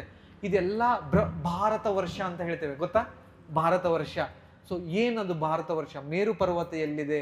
ದೊಡ್ಡ ದೊಡ್ಡ ಆನೆಗಳು ಇದೆ, ದೊಡ್ಡ ಒಂದು ಮಾವಿನ ಹಣ್ಣಿನ ಒಂದು ಗಿಡ ಒಂದು ಕಡೆ, ಇನ್ನೂ 3 ಗಿಡಗಳು 4 ದಿಕ್ಕಿನ ಕಡೆ ನಿಂತ್ಕೊಂಡು ಅಲ್ಲಿಂದ ಒಂದು ಹಣ್ಣುಗಳು ಕೆಳಗಡೆ ಬಿದ್ದು ಆ ಒಂದು ಮಾವಿನ ಹಣ್ಣಿನ ಒಂದು ರಸ ಹರಿದು ಆ ಒಂದು ರಸದಿಂದ ಬಂಗಾರ ಉತ್ಪತ್ತಿಯಾಗಿ ಆ ಒಂದು ಬಂಗಾರದ ಒಂದು ಒಡವೆಗಳನ್ನ ಎಲ್ಲ ಒಂದು ದೇವತೆಗಳು ಹಾಕಿಕೊಳ್ಳುವ ಒಂದು ವಿಚಾರವೂ ಅಲ್ಲಿ ಕೊಡಲಾಗಿದೆ. ಎಲ್ಲಿ? 5ನೇ ಒಂದು ಸ್ಕಂದದಲ್ಲಿ. ಸೊ ಅದು ಕಂಪ್ಲೀಟ್ ಆಗಿ ವಿಸ್ಮಯಕರವಾದ ಒಂದು ವಿಚಾರ. ಈ ಒಂದು ಸೃಷ್ಟಿಯ ಬಗ್ಗೆ ನಮಗೆ ಗೊತ್ತಾಗಬೇಕು ಅಂದ್ರೆ ಇಲ್ಲಿ 5ನೇ ಒಂದು ಸ್ಕಂದದಲ್ಲಿದೆ ಅನ್ನೋ ಮಾತು. ಸೊ ಅದನ್ನ ಓದಿದ್ರೆ ನಮಗೆ ಗೊತ್ತಾಗುತ್ತೆ, ಈ ಪರಿಪೂರ್ಣ ಸೃಷ್ಟಿಯಲ್ಲಿ ನಾವು ಅತಿ ಅತಿ ಅತಿ ತುಚ್ಛರಾದವರು ಅನ್ನೋ ಮಾತು. ಒಂದು ಹುಲ್ಲು ಕಡ್ಡಿ, ಈಗ ನೋಡಿ ಇಲ್ಲಿ ಕುಂತ್ಕೊಂಡಿದ್ರಲ್ಲ, ಇದು ಇಷ್ಟು ದೊಡ್ಡ ಒಂದು ಹುಲ್ಲು ಕಡ್ಡಿಯಲ್ಲಿ ಒಂದು ಹುಲ್ಲು ಎಷ್ಟು ಮುಖ್ಯವಾದದ್ದು ಹೇಳಿ ಇದಕ್ಕೆಲ್ಲ, ಅದಕ್ಕಿಂತಲೂ ಕ್ಷೀಣರಾದವರು ನಾವು ನಮ್ಮ ಮಾತು ಈ ಪರಿಪೂರ್ಣ ಒಂದು ಸೃಷ್ಟಿಯಲ್ಲಿ ಅನ್ನೋದು ನಮಗೆ ಯಾವಾಗ ಗೊತ್ತಾಗುತ್ತೆ? 5ನೇ ಸ್ಕಂದ ಓದ ಅವಾಗ ನಮಗೆ ಗೊತ್ತಾಗುತ್ತೆ. ಈ ಸೃಷ್ಟಿಯ ಒಂದು ಕರ್ತ ಯಾರು? ಕೃಷ್ಣ. ನಾನು ಅತಿ ಅತಿ ಅತಿ ತುಚ್ಛನಾದವನು ಈ ಒಂದು ಸೃಷ್ಟಿಯಲ್ಲಿ. ಆದ್ರೆ ನಾನು ಈ ಒಂದು ಭಾಗವತ ಓದೋದ್ರಲಿಂದ ಆ ಒಂದು ಭಗವಂತನ ಒಂದು ನಾಮ ಹರೇ ಕೃಷ್ಣ ಕೃಷ್ಣ ಕೃಷ್ಣ ಹರೇ ಹರೇ, ಹರೇ ರಾಮ ರಾಮ ರಾಮ ಹರೇ ಹರೇ ಅಂತ ಜಪ ಮಾಡೋದ್ರಲಿಂದ ಇಲ್ಲಿರುವವನು ಆ ಪರಿಪೂರ್ಣ ಸೃಷ್ಟಿಕರ್ತನ ಜೊತೆ ಆ ಒಂದು ಸಂಬಂಧ ಏರ್ಪಡಿಸಿಕೊಳ್ಳೋದಕ್ಕೆ ಸಾಧ್ಯವಾಗುತ್ತೆ ಅನ್ನೋ ಒಂದು ವಿಚಾರ 5ನೇ ಸ್ಕಂದದಿಂದ ನಮಗೆ ಗೊತ್ತಾಗುತ್ತೆ ಅನ್ನೋ ಮಾತು. ಇದು 5ನೇ ಸ್ಕಂದ. ನೆಕ್ಸ್ಟ್, ಷಷ್ಠೋ ಭುಜಾಂತರಂ ದೋರ್ಯುಗಲಂ ತಥಾನ್ಯೋ ಷಷ್ಠೋ, ಷಷ್ಠೋ ಅಂದ್ರೆ 6, ಷಷ್ಠೋ ಭುಜಾಂತರಂ, ಭುಜ, ಭುಜ ಅಂದ್ರೆ ಎದೆ. ಸೊ ಭಗವಂತನ ಒಂದು ಎದೆ ಏನಿದೆ ಅಲ್ವಾ, ಭಗವಂತನ ಎದೆ ಅದೆಲ್ಲಿ ಏನದು 6ನೇ ಸ್ಕಂದ. ಯಾಕೆ ಎದೆಯನ್ನ 6ನೇ ಸ್ಕಂದದಲ್ಲಿ ಏನಿದೆ ಅಂತ ಒಂದು ವಿಚಾರ 6ನೇ ಸ್ಕಂದದಲ್ಲಿ? ಯಾರ ಕತೆ ಬರುತ್ತೆ 6ನೇ ಸ್ಕಂದದಲ್ಲಿ? ಯಾರು ಬರುತ್ತೆ? ಅಜಾಮಿಲನ ಕತೆ. ಅಜಾಮಿಲ ಕೇಳಿದ್ರ? ಅಜಾಮಿಲ ಏನೆಲ್ಲ ಮಾಡ್ಲಾರ್ದು ಪಾಪ, ಕೊಲೆ, ಅನ್ಯಾಯ ಎಲ್ಲಾ ಒಂದು ಮಾಡಿ ಏನಾಯ್ತು ಅವನಿಗೆ? ಹೆಂಗ್ ಸಿಕ್ತು? ಅವ್ರ ಮಗ ಏ ನಾರಾಯಣ ಇಲ್ಲಿ ಬಾರೋ, ಏ ನಾರಾಯಣ ಚಡ್ಡಿ ಹಾಕು, ಏ ನಾರಾಯಣ ಏನದು ಒಂಟಿ ಮಾಡಿ ತೊಳ್ಕೊಂಡಿಲ್ಲ, ಏ ನಾರಾಯಣ ಬಾ ಇಲ್ಲಿ ಬಾ ಊಟ ಮಾಡು, ಏ ನಾರಾಯಣ ನಾರಾಯಣ ನಾರಾಯಣ ಅಂತ ಮಗನಿಗೆ ಹೇಳಿ ಹೇಳಿ ಹೇಳಿ ಸಾಯ್ಬೇಕಾದ್ರೆ ಏನ್ ಮಾಡ್ದ? ಓ ನಾರಾಯಣ ನಿನ್ ಬಿಟ್ಟು ಹೋಗಕ್ತಲ್ಲ, ಓ ನಾರಾಯಣ ನಿನ್ ಬಿಟ್ಟು ಹೋಗಕ್ಕಾಗ್ತಲ್ಲ, ನಾರಾಯಣ ನಿನ್ ಬಿಟ್ಟು ಹೋಗಕ್ತಲ್ಲ ಅಂತ ಏನ್ ಮಾಡ್ದ? ಜೀವ ಬಿಟ್ಕೊಂಡ. ಯಾರು ಸೀರಿಯಸ್ ತಗೊಂಡ್ರ ಅವನ್ನ? ಬಾಳೆ ಬಗು ಯಾರಪ್ಪ ನನ್ನ ಇಷ್ಟು ಪ್ರೀತಿಯಾಗಿ ಕರಿತಾ ಇದ್ದಾರೆ? ದ್ವಾರಪಾಲಕರಿದ್ರೆ ನಾರಾಯಣ ನಿಮ್ನೆಲ್ಲ ಕರೆದಿರೋದು, ಭಗವಂತ ನಿಮ್ನೆಲ್ಲ ಕರೆದಿರೋದು, ಅವನು ಅವ್ನ ಮಗನ ಕಲ್ತ್ಕೊಂಡಿದ್ದಾನೆ. ಇಲ್ಲ ಇಲ್ಲ ಇಲ್ಲ ಮೋಸ್ಟ್ಲಿ ನನ್ನೇ ಕರೆದಿರ್ಬೇಕು, ಹೋಗಿ ಅವನ್ನ ಕರ್ಕೊಂಬ ಮೇಲ್ಗಡೆ ಅಂತ ಕಳಿಸಿ ಕರ್ಕೊಂಡ್ಬಿಡೋದು. ಇದಕ್ಕೆ ಬರೀ ಸಾಂಕೇತ್ಯಂ ಪರಿಹಾಸ್ಯಂ ಯ ಸ್ತೋಭ್ಯಂ ಹೇಳನಂ ಏವವ ವೈಕುಂಠ ನಾಮ್ ಗ್ರಹಣಂ ಕಿಮ್ಮುತ ಶ್ರದ್ಧೆ ಹಾಕೋಣ ಹೇಳಲಾಗುತ್ತೆ. ಸಾಂಕೇತ್ಯ ಸುಮ್ಮನೆ ತೋರಿಸ್ಕೊಂಡು ಕೃಷ್ಣ ನಾರಾಯಣ. ಒಂದ್ಸಲ ಏನಾಯ್ತು, ಒಬ್ಬ ವ್ಯಕ್ತಿ ರೋಡಲ್ಲಿ ರಾತ್ರಿ ಹೊತ್ತು ಜೋರ ಕೂಗ್ಕೊಂಡು ಹೋಗ್ತಾ ಇದ್ದ, ಕೃಷ್ಣ ಕೃಷ್ಣ ಕೃಷ್ಣ ಅಂತ ಕೂಗ್ಕೊಂಡು ಹೋಗ್ತಾ ಇದ್ದ. ಭಕ್ತಾದಿಗಳು ಹಂಗೆ ಸೈಡಲ್ಲಿ ಹೋಗ್ತಾ ಇದ್ರು. ಯಾರಪ್ಪ ನಡು ರಾತ್ರಿಯಲ್ಲಿ ಇಷ್ಟು ಒಂದು ಪ್ರೀತಿಯಿಂದ ಕೃಷ್ಣ ಕೃಷ್ಣ ಅಂತ ಕೂಗ್ತೇವೆ, ಭಾವದಲ್ಲಿ ಹೋಗ್ಬಿಟ್ಟಿದ್ರ ಅಂತ ಕೇಳಿದ್ರು. ಏನಾಯ್ತು ಅಂತ ಕೇಳಿದ್ರೆ ಹೇಳ್ತಾರೆ, ನನ್ನ ನಾಯಿ ಕೃಷ್ಣ ಅನ್ನೋನು, ನನ್ನ ನಾಯಿ ಕಳೆದೋಗ್ಬಿಟ್ಟಿದೆ ಅಂತ ಹೇಳ್ತಾ ಇದ್ರು ನನ್ನ ಮಾತು. ಇವ್ರು ಅನ್ಕೊಂಡ್ರು ಇವನು ಏನು ನಾಯಿ ಹೆಸರು ಒಂದು ಕೃಷ್ಣ ಅಂತ ಇಟ್ಕೊಂಡು ಈ ರೀತಿಯಾಗಿ ಹುಡುಕ್ತಾ ಇದ್ದಾನೆ, ಬಾ ನಿನಗೆ ಕೃಷ್ಣನ ಹುಡುಕ್, ನಮ್ಮಲ್ಲಿ ಕೃಷ್ಣ ಇದ್ದಾನೆ, ನಿಮ್ ಕೃಷ್ಣ ಇದ್ದಾನೆ, ಬಾ ತೋರಿಸ್ಕೊಡ್ತೀವಿ ಅಂತ ಅವ್ರನ್ನ ಎಲ್ಲಿ ಕರ್ಕೊಂಡು ಹೋದ್ರು? ದೇವಸ್ಥಾನಕ್ಕೆ ಕರ್ಕೊಂಡು ಹೋಗಿ ಬೆಳಗ್ಗೆ ಆ ಒಂದು ಏನಂತ ಹೇಳ್ತಾರೆ, ಆ ಒಂದು ಬಾಗಿಲುಗಳು ತೆರೆದಾಗ ಕೃಷ್ಣ ಇವರು. ಅವ್ರಿಗೆ ಆಶ್ಚರ್ಯ, ಇದೇನಿದು ಬೆಳಗ್ಗೆ 4 ಗಂಟೆಗೆ ಇವರೆಲ್ಲ ಕೃಷ್ಣ ಅನ್ಕೊಂಡು ಇದೆಲ್ಲ ಮಾಡ್ತಾರೆ ಅಂತ ಇನ್ನೂ ಹೆಚ್ಚಿನ ಒಂದು ವಿಚಾರ ಇದ್ರು. ಅವರು ಕೂಡ ಭಕ್ತರಾಗ್ಬಿಟ್ರು. ಯಾಕೆ? ಬರೀ ತನ್ನ ನಾಯಿ ಹೆಸರು ಕೃಷ್ಣ ಅಂತ ಇಟ್ಕೊಳ್ಳೋದಕ್ಕೆ ಕಾರಣ. ಇನ್ನೂ ಒಬ್ಬರಿದ್ರು, ಅವ್ರು ಅನ್ಕೊಂಡ್ರು ನನ್ನ ದೇಹದ ಮೇಲೆ ನಾನು ಟ್ಯಾಟು ಹಾಕ್ಸ್ಕೋಬೇಕು. ಟ್ಯಾಟು ಗೊತ್ತಲ್ವಾ? ಹಾಕ್ಕೊಳ್ಳಿ ಅಂತ ಹೇಳ್ತಾ ಇಲ್ಲ, ಜಸ್ಟ್ ಹೊರಗಡೆ ದೇಶದವರು ಹಾಕ್ಸ್ಕೊಳ್ಳೋದು. ಅವ್ರು ಅನ್ಕೊಂಡ್ರು ನಾನು ಹಾಕ್ಸ್ಕೊಂಡ್ರೆ ಅತಿ ಏನು ಅಂತ ಹೇಳ್ತಾರೆ, ಅತಿ ಮುಖ್ಯವಾದದ್ದು ಅಥವಾ ಅತಿ ಸಾರವಾದದ್ದು ನಾನು ಹಾಕ್ಸ್ಕೊಳ್ಬೇಕು ಟ್ಯಾಟು ಅಂತ. ಸೊ ಅವ್ರಿಗೆ ಗೊತ್ತಾಯ್ತು ಏನು, ಇಡೀ ಒಂದು ಸೃಷ್ಟಿಯಲ್ಲಿ ಅತಿ ಮುಖ್ಯವಾದ ಒಂದು ವಿಚಾರ ಅಂತಂತಂದ್ರೆ ಭಾಗವತ ಮತ್ತೆ ಭಗವದ್ಗೀತಾ. ಸೊ ಅವ್ರು ಅನ್ಕೊಂಡ್ರು, ಈಗ ನಾನು ಟ್ಯಾಟು ಹಾಕ್ಸ್ಕೋಬೇಕಂದ್ರೆ ಈ 700 ಶ್ಲೋಕ ಇದೆ, 18,000 ಶ್ಲೋಕಗಳಿದೆ, ಎಲ್ಲ ಒಂದು ಶ್ಲೋಕಗಳನ್ನು ಮೈ ಮೇಲೆ ಹಾಕೊಳಕ್ಕಾಗುತ್ತಾ? 6 ತಿಂಗಳು ಬೇಕಾಗುತ್ತೆ ಹಾಕೊಳ್ಬೇಕು ಅಂದ್ರೆ, ಅಥವಾ 1 ವರ್ಷ ಬೇಕಾಗುತ್ತೆ ಹಾಕೊಳ್ಳಿ. ಸೊ ಅದರಲ್ಲಿ ಅತಿ ಮುಖ್ಯವಾದ ಒಂದು ಶ್ಲೋಕವನ್ನು ನನ್ನ ದೇಹದ ಮೇಲೆ ಹಾಕೊಳ್ಬೇಕು. ಸೊ ಅದಕ್ಕೆ ಏನ್ ಮಾಡ್ಬೇಕು? ಅದಕ್ಕೆ ಓದ್ಬೇಕು. ಗೊತ್ತಾಗ್ಬೇಕು ಅಂದ್ರೆ ಮತ್ತೆ ಓದ್ಬೇಕಾಯ್ತು, ಅವನಿಗೆ ಎಲ್ಲ ಓದ್ಬೇಕಾಯ್ತು. ಟ್ಯಾಟು ಮರ್ತೋದ, ಜಪಮಾಲೆ ಹಿಡ್ಕೊಂಡು ಹರೇ ಕೃಷ್ಣ ಕೃಷ್ಣ ಕೃಷ್ಣ ಹರೇ ಹರೇ, ಹರೇ ರಾಮ ರಾಮ ರಾಮ ಹರೇ ಹರೇ ಅಂತ ಜಪ ಮಾಡೋದಕ್ಕೆ ಶುರು ಮಾಡ್ದ. ಅರ್ಥ ಆಯ್ತಲ್ವಾ? ಸೊ ಧ್ರುವ ಮಹಾರಾಜರು ಕೂಡ ಹಂಗೆ ಹೋಗಿದ್ರು ನಾರದ ಮುನಿಗಳ ಹತ್ರ. ಆದ್ರೆ ನಾರದ ಮುನಿಗಳು ಏನ್ ಮಾಡಿದ್ರು, ನನಗೆ ಆಸ್ತಿ ಬೇಕು, ನನಗೆ ಇದು ಬೇಕು, ಆಯ್ತು ಸಿಗುತ್ತೆ, ಎಲ್ಲ ಸಿಗುತ್ತೆ, ಏನ್ ಮಾಡು, ಓಂ ನಮೋ ಭಗವತೆ ವಾಸುದೇವ. ಸೊ ಮಾಡ್ದ ಏನಾಯ್ತು, ಆಮೇಲೆ ಭಗವಂತನ ದರ್ಶನ ಆದ್ಮೇಲೆ ಏನಾಯ್ತು, ಅದ್ರ ನಮ್ಮ ಕಾಚಿನ್ ಅಪಿ ಚಿನ್ವನ್ ಅಪಿ ದಿವ್ಯ ರತ್ನಂ ಸ್ವಾಮಿನ್ ಕೃತಾರ್ಥೋ ಅಸ್ಮಿ ವರಂನ ಯಾಚೆ. ಅಯ್ಯೋ ಎಂತ ಮುಟ್ಟಾಳ ನಾನು, ಕಾಜುವಿನ ಒಂದು ತುಂಡುಗಳಿಗೋಸ್ಕರ ನಾನು ಹುಡುಕಾಡ್ತಾ ಇದ್ದೆ. ಕಾಜು ತುಂಡುಗಳು ಗೊತ್ತಲ್ವಾ, ಆ ಒಂದು ಬಿದ್ದಿರೋ ಕಾಜು ತುಂಡುಗಳು ಹಿಡ್ಕೊಂಡ್ರೆ ನಮ್ಮ ಕೈ ಅರಿಯುತ್ತೆ. ಇದಕ್ಕೋಸ್ಕರ ನಾನು ಏನು ಇದು ಡೈಮಂಡ್ ಅಂದ್ರೆ ಏನಂತ ಹೇಳ್ತಾರೆ ಕನ್ನಡದಲ್ಲಿ, ವಜ್ರಗಳನ್ನ ಬಿಟ್ಟು ಕಾಜು ತುಂಡುಗಳನ್ನು ಹುಡ್ಕೊಂಡ್ಬಂದು. ಎಂತ ಮುಟ್ಟಾಳ, ದಯವಿಟ್ಟು ಕ್ಷಮಿಸಿ. ಸೊ ಭಾಗವತನಲ್ಲಿ ಅಂತಹ ಒಂದು ವಿಚಾರ ಇದೆ. ಸೊ 6ನೇ ಸ್ಕಂದ ಏನ್ ಹೇಳ್ಕೊಡುತ್ತೆ ನಮಗೆ? ಅಜಾಮಿಲನ ಕಥೆ ಹೇಳ್ಕೊಡುತ್ತೆ ನಮ್ಮ ಮಾತು. ನೆಕ್ಸ್ಟ್ ನೋಡಿ, ಹೇಳಲಾಗ್ತಾ ಇದೆ ನೋಡಿ, ದೋರ್ ಯುಗಲಂ ತಥಾನ್ಯೋ, ದೋರ್ ಯುಗಲಂ ತಥಾನ್ಯೋ. ತಥಾನ್ಯೋ ಅಂದ್ರೆ ನೆಕ್ಸ್ಟ್, ಅಂದ್ರೆ ಆ ಒಂದು ಯಾವ್ದಪ್ಪ 7 ಮತ್ತು 8ನೇ ಸ್ಕಂದ ಏನಿದೆ, ದೋರ್ ಯುಗಲಂ ಅಂತಂದ್ರೆ 2 ಕೈಗಳು ನಮ್ಮ. ಸೊ ಭಗವಂತನ 2 ಕೈಗಳೇನಿದೆ, ಆ ಒಂದು 2 ಕೈಗಳು ಎಲ್ಲಿ ಬರುತ್ತೆ, ಯಾವ ಸ್ಕಂದ ಬರುತ್ತೆ, 7 ಮತ್ತು 8. ಏನಿದೆ 7ನೇ ಸ್ಕಂದದಲ್ಲಿ ನೋಡಿ, ಕೈ ಎದಕ್ ಬೇಕು, ಭಗವಂತನ ಕೈ ಎದಕ್ಕಿರೋದು, ರಕ್ಷಣೆ ಕೊಡೋದಕ್ಕೆ ಭಕ್ತರಿಗೆ. ಸೊ ಯಾರ ಕತೆ ಬರುತ್ತೆ 7ನೇ ಸ್ಕಂದದಲ್ಲಿ, ಪ್ರಹ್ಲಾದನ ಒಂದು ಕತೆ ಬರುತ್ತೆ. ಸೊ ಪ್ರಹ್ಲಾದನ ಕತೆ ಯಾಕೆ ಇರೋದು ಅಂತಂದ್ರೆ, ನರಸಿಂಹ ಭಗವಂತ,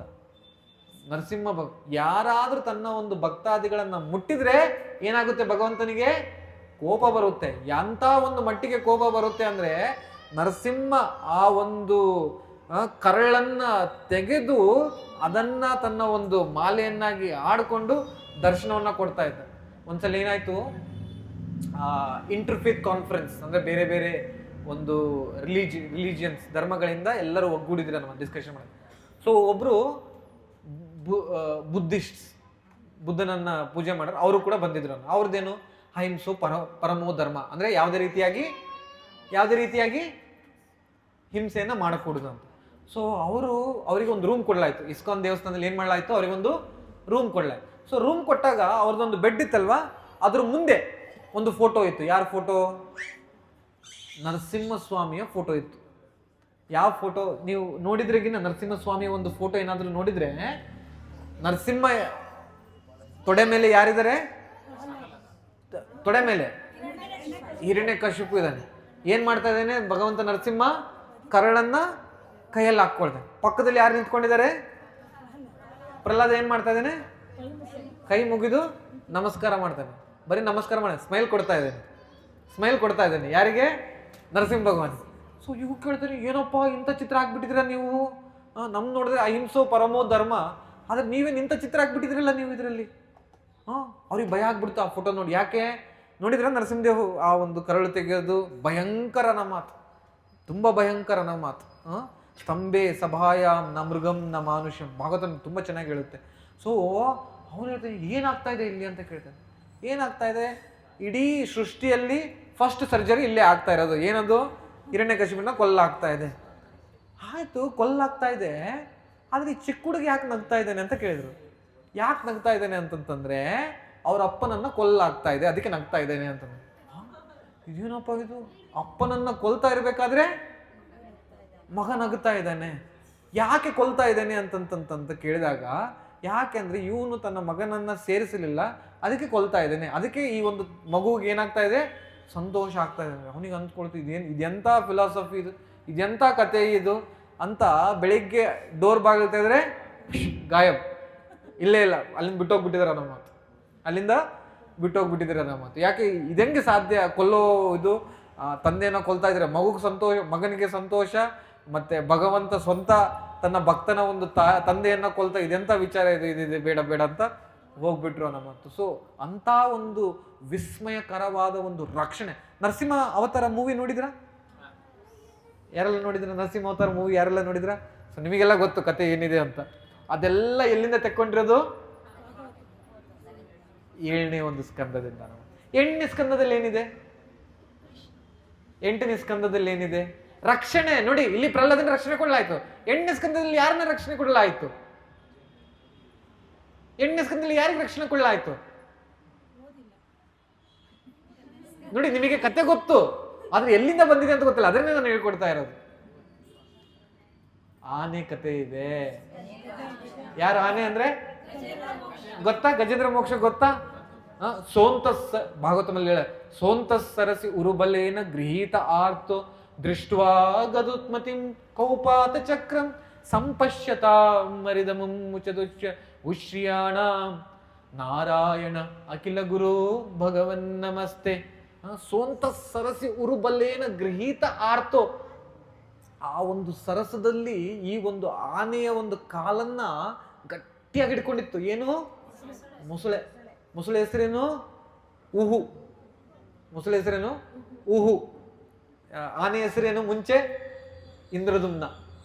ಇಂದ್ರದುಮ್ನ ಮಹಾರಾಜರು, ಅಗಸ್ತ್ಯ ಮುನಿಗಳು ಅವರಿಗೆ ಶಾಪ ಕೊಟ್ಟು ಅವರು ಆನೆ ಆದ್ರು ಅನ್ನೋ ಮಾತು. ಸೊ ಆನೆ ತನ್ನೆಲ್ಲ ಹೆಂಡತಿ ಮಕ್ಕಳು ಮೊಮ್ಮಕ್ಕಳು ಎಲ್ಲರ ಜೊತೆ ಹೆಜ್ಜೆ ಹಾಕ್ಕೊಂಡು ತ್ರಿಕುಟ ಪರ್ವತದಲ್ಲಿ ಹೋಗ್ತಾ ಇದ್ದಾನ. ಮತ್ತು ನಾನೇ ಈ ಒಂದು ಪರಿಪೂರ್ಣ ಅಡವಿಗೆ ರಾಜ, ನಾನೇ ದೊಡ್ಡವನು ಅಂತ ಹೋಗ್ತಾ ಇರ್ಬೇಕಾದಾಗ ಏನಾಯ್ತು, ಮೊಸಳೆ ಕಾಲನ್ನು ಹಿಡ್ಕೊಳ್ತು. ಹೇಳಲಾಗುತ್ತೆ 1,000 ಆ ಒಂದು ದಿವ್ಯ ವರ್ಷಗಳ ಒಂದು ಕಾಲನ್ನು ಹಿಡ್ಕೊಳ್ಳಿ. ಎಷ್ಟು ನೋವಾಗ್ಬೋದು ಹೇಳಿ, ಎಷ್ಟು ಸ್ವಲ್ಪ ನಮ್ಮ ಕಾಲು ಹಿಂತಿರುಗಿದ್ರೆ ಎಷ್ಟು ನೋವಾಗುತ್ತೆ, ಹೌದಲ್ಲ? ಆನೆಗೆ ಶಕ್ತಿ ಇರೋದೇ ಇದರಲ್ಲಿ, ಕಾಲಲ್ಲಿ. ಆ ಒಂದು ಕಾಲನ್ನು ಹಿಡ್ಕೊಂಡು ರಕ್ತ ಹರ್ಕೊಂಡು ಆ ಪರಿಪೂರ್ಣ ಸರಸೆ ಕೆಂಪದಾಗಿತ್ತು ಅಂತ ಹೇಳಲಾಗುತ್ತೆ. ಅಷ್ಟು ಒಂದು ನೋವಲ್ಲಿ ಸಂಪಶ್ಯದ ಮರಿದು ಮುಚದುಚ್ಚ ಉಷ್ಣ, ಗೊತ್ತಾಗಲಿಲ್ಲ ಅವನಿಗೆ ಏನು ಮಾಡಬೇಕು ಅಂತ. ಸೊ ಅದಕ್ಕೆ ಏನು ಮಾಡಿದೆ, ಅಲ್ಲೇ ಹತ್ತಿರದಲ್ಲಿ ಒಂದು ಕಮಲದ ಒಂದು ಹೂವಿತ್ತಂತೆ, ಕಮಲದ ಒಂದು ಹೂವಿತ್ತು. ಅವ್ನು ಕೇಳಿದ, ಅಯ್ಯೋ ಬರ್ರೋ ಕಾಪಾಡ್ರೋ ಅಂತ ಹಿಂದ್ಗಡೆ ತಿರ್ಕೊಂಡೋಗಿ ಕೇಳ್ಕೊಂಡ. ಯಾರನ್ನ? ತನ್ನ ಮಕ್ಕಳನ್ನ, ಹೆಂಡತಿಯರನ್ನ, ಅಣ್ಣ ತಮ್ಮಂಡ್ರನ್ನ, ದೊಡ್ಡಪ್ಪ ಚಿಕ್ಕಪ್ಪ ಮಾವ ಅಳಿಯ ಸೋದರ ಮಾವ ಸೋದರ ಅಳಿಯ ಎಲ್ಲರನ್ನ ಕೇಳ್ಕೊಂಡ, ಬರ್ರೋ ಕಾಪಾಡ್ರಿ ಅಂತ. ನನ್ನ ಬಾಲ ಹೇಳ್ಕೊಂಡು ಸ್ವಲ್ಪ ಹಿಂದೆ ಕೇಳಿರೋ ಅಂತ ಕೇಳ್ಕೊಂಡ. ಯಾರು ಬರಲಿಲ್ಲ. ಅಲ್ಲೇ ನಿಂತ್ಕೊಂಡು ಬಾಪ ಹಿಂದೆ ಬಾಪ ಹಿಂದೆ ಬಾಪ, ಅಲ್ಲಿಗೆ ಹೋಗ್ಬೇಡ, ಹಿಂದೆ ಬಾ ಅಂತ ಅಲ್ಲಿಂದ. ಯಾಕೆ? ಅವ್ರಿಗೆ ಬಂದ್ರೆ ಅವ್ರಿಗೇನು ಭಯ? ನಮಗೂ ಕೂಡ ಹಿಡ್ಕೊಳ್ತಾರೆ ಅಂತ ಭಯ ಆಯ್ತು, ನಮಗೂ ಕೂಡ ಭಯ ಆಯ್ತು. ಅಪೋಲೋದಲ್ಲಿ ಒಬ್ರು ಭಕ್ತಾದಿಗಳಲ್ಲ, ಹೊರಗಡೆಯವರು ಅಡ್ಮಿಟ್ ಆಗಿದ್ರು ಹಾಸ್ಪಿಟ್ಲಿಗೆ. ತಂದೆಯವರು ಆಸ್ಪತ್ರೆಗೆ ಅಡ್ಮಿಟ್ ಆಗಿದ್ರು ಅನ್ನೋ ಮಾತು. ಸೊ ಅಡ್ಮಿಟ್ ಆದಾಗ ಕೋವಿಡ್ ಬಂದಾಗ, ಸೊ ತಂದೆಗೆ ಊಟ ಕೊಡೋದಕ್ಕೆ ಮಗ ಏನು ಮಾಡ್ತಾ ಇದ್ದ, ದಿನಾ ಊಟ ತಗೊಂಡೋಗಿ ಕೊಡ್ತಾ ಇದ್ದ. ಆದರೆ ಹೋಗಿ ಬರ್ತಾ ಏನಾಯ್ತು, ಮಗನಿಗೆ ಕೂಡ ಕೋವಿಡ್ ಬಂತು ಅನ್ನೋ. ಸೊ ತಂದೆ ಏನಂತ ಹೇಳ್ತಾರೆ, ಗುಣಮುಖರಾಗಿ ಹೊರಗಡೆ ಬರ್ತಾರೆ ICU-ಇಂದ. ಆದರೆ ಮಗ ಏನಾಗ್ತಾರೆ, ಒಳಗಡೆ ಹೋಗ್ತಾರೆ. ಒಳಗಡೆ ಹೋದಾಗ ಮಗ ತೀರ್ಕೊಳ್ತಾರೆ. ನಾವು ಅಂದ್ಕೊಳ್ತೇವೆ, ಏನಪ್ಪ ಹೆಂಗಾಗ್ಬಿಡ್ತಲ್ಲಪ್ಪ ಅಂತ ನಾವು ಅಂದ್ಕೊಳ್ತೇವೆ. ಪ್ರತಿ ಗಲ್ಲಿಯಲ್ಲಿ, ಪ್ರತಿ ಮನೆಯಲ್ಲಿ, ಪ್ರತಿಯೊಬ್ಬರ ಒಂದು ಜೀವನದಲ್ಲಿ ಇಂಥ ಒಂದು ವಿಚಾರಗಳು ನಡೆಯೋದಿಲ್ವೇ? ಯಾವುದು ಅನ್ಕೋಬಾರ್ದು, ಯಾವ್ದು ಆಗ್ಬಾರ್ದು ಅನ್ಕೊಂಡಿರ್ತೇವೆ, ಏನಾಗುತ್ತೆ? ಯಾವ್ದು ಆಗ್ಬೇಕು ಅಂತ ಅನ್ಕೊಳ್ತೇವೆ, ಎಷ್ಟು ಸಲಿ ಆಗಿಲ್ಲ. ಈ ರೀತಿಯಾಗಿ ನಾವು ಪ್ರಶಾಂತವಾಗಿ ಕುಂತಿರ್ಬೇಕಾದ್ರೆ ಸಡನ್ ಆಗಿ ಒಂದು 4-5 ಕಾಲ್ ಬಂತು ಅನ್ಕೊಳ್ಳಿ, ಭಯ ಆಗಲ್ವಾ? ಯಾಕಪ್ಪ ಮನೆಯಿಂದ 3-4 ಸಲ ಕಾಲ್ ಮಾಡ್ತಾ ಇದ್ದಾರೆ, ಯಾಕಪ್ಪ 3-4 ಸಲ ಆಗಿಲ್ವಾ? ನನಗಾಗಿದೆ, ಯಾರಿಗೆಲ್ಲ ಆಗಿದೆ. ಸೊ ಆ ಒಂದು ಸರಸಿನಲ್ಲಿ ಗಜೇಂದ್ರ ಮಾತ್ರ ಇಲ್ಲ, ಯಾರಿದ್ದಾರೆ? ನಾವು ಇದೀವಿ. ಗಜೇಂದ್ರನ ಕಾಲು ಮಾತ್ರ ಒಂದು ಮೊಸಳೆ ಹಿಡ್ಕೊಂಡಿಲ್ಲ, ನಮ್ಮ ಕಾಲು ಕೂಡ ಯಾರು ಹಿಡ್ಕೊಂಡಿದೆ? ಈ ಒಂದು ಸಮಯ ಒಂದೇನಿದೆಲ್ಲ ಹಿಡ್ಕೊಂಡಿದೆ. ಆದರೆ ನಾವು ಮಾಡಬೇಕಾಗಿರೋದು ಏನೂ ಇಲ್ಲ. ಒಂದು ಹೂವನ್ನು ಆ ಒಂದು ಗಜೇಂದ್ರ ಯಾವ ರೀತಿಯಾಗಿ ಮೇಲ್ಗಡೆ ಇಟ್ಟು, ಓ ನಾರಾಯಣ, ಓ ಅಖಿಲ ಗುರು, ಓ ಭಗವಾನ್, ನಿನಗೆ ನನ್ನ ಅರ್ಪಣೆಗಳು ಅಂತ ಕೂಗ್ಕೊಂಡಾಗ ಏನಾಯ್ತು ಗೊತ್ತಾ? ಲಾಸ್ಟ್ ಟೈಮ್ ಹೇಳಿದ್ದೆ ನಾನು, ಏನಂತ? ಆ ಗಜೇಂದ್ರ ನಾರಾಯಣ ಅಂತ ಹೆಸರು ಮುಗಿಸೋದ್ರ ಒಳಗಡೆ ದೃಷ್ಟ್ವಾ ಗರುತ್ಮತಿ ಹರಿನ್ ಕೌಪಾತ ಚಕ್ರಂ, ಅವನ ಒಂದು ಕಣ್ಮುಂದೆ ಭಗವಂತ ನಾರಾಯಣ ಆ ಒಂದು ಗರುಡನ ಮೇಲೆ ಅವನು ಕುಂತ್ಕೊಂಡಿರಲಿಲ್ಲ. ಯಾರು ಕುಂತ್ಕೊಂಡಿದ್ರು? ಗರುಡ ಭಗವಂತನ ಮೇಲೆ ಇದ್ದಾರ ಮಾತು. ಯಾಕೆ? ಸ್ಪೀಡ್ ಬರ್ಬೇಕಲ್ವ ಅಲ್ಲಿಗೆ. ಸೊ ಅಯ್ಯೋ ನಿನ್ ಗರುಡ, ನೀನು ಲೇಟಾಗಿ ಹೋಗ್ತಾ ಇದೆ, ನನ್ನ ಡ್ಯೂಟಿ ಕರಿತಾ ಇದ್ರೆ ಅಲ್ಲಿ ಅಂತ ಅವನನ್ನ ಹಿಂದ್ಗಡೆ ಹಾಕೊಂಡು ಭಗವಂತ ಬಂದನ ಮಾತು. ಬಂದು ಆ ಒಂದು ಚಕ್ರದಿಂದ ಏನಾಯ್ತು? ಕೌಪಾತ ಚಕ್ರಂ, ಆ ಒಂದು ಚಕ್ರದಿಂದ ಮೊಸಳೆಯನ್ನ ಕಡಿಯಲಾಯ್ತು ಅನ್ನೋ ಮಾತು. ಸೊ ಇದು ಭಗವಂತನ ಕೈ. ಅರ್ಥ ಆಯ್ತಲ್ವಾ ಯಾಕೆ ಕೈಗೆ ಹೋಲಿಸಲಾಗಿದೆ ಅಂತ? ನೆಕ್ಸ್ಟ್ ಹೇಳಿ, ಕಂಠಸ್ತು ರಾಜನ್ ನವಮೋ ಯದೀಯೋ. ಕಂಠಸ್ತು ನವಮೋ ಅಂದ್ರೆ 9ನೇ ಅಧ್ಯಾಯ. ಏನಿದೆ 9ನೇ ಅಧ್ಯಾಯದಲ್ಲಿ? 9ನೇ ಅಧ್ಯಾಯದಲ್ಲಿ ಏನಿದೆ? ಯಾವ ಕಥೆ ಇದೆ? ರಾಮಾಯಣ 9ನೇ ಅಧ್ಯಾಯದಲ್ಲಿ. ಸುಖದೇವ ಗೋಸ್ವಾಮಿಗಳು ರಾಮಾಯಣ ಹೇಳ್ತಾರೆ, ಆದರೆ ಅಷ್ಟು ವಿಸ್ತಾರವಾಗಿ ಹೇಳಲ್ಲ, ತುಂಬ ಚಿಕ್ಕದಾಗಿ ಹೇಳ್ತಾರೆ. ಅದೆಲ್ಲಿ ಬರುತ್ತೆ? 9ನೇ ಅಧ್ಯಾಯದಲ್ಲಿ ಬರುತ್ತೆ. ಮತ್ತೆ 9ನೇ ಅಧ್ಯಾಯದಲ್ಲಿ ಇಡೀ ಮನು ಅಂತ ಕೇಳಿದ್ರಲ್ವಾ, ಮನು ಸಂಹಿತ, ಅವನ ಒಂದು ಏನಂತ ಹೇಳ್ತಾರೆ, ಯಾವ ರೀತಿಯಾಗಿ ಒಂದು ಸೃಷ್ಟಿಯನ್ನು ನೋಡ್ಕೊಳ್ತಾನೆ ಅಂತದ್ರ ಬಗ್ಗೆ ಹೇಳಲಾಗುತ್ತೆ. ಮತ್ತೆ 9ನೇ ಅಧ್ಯಾಯದಲ್ಲಿ ಹಲವಾರು ಚಿಕ್ಕ ಚಿಕ್ಕ ಚಿಕ್ಕ ಚಿಕ್ಕ ಕಥೆಗಳಿದೆ ನಮ್ಮ ಮಾತು.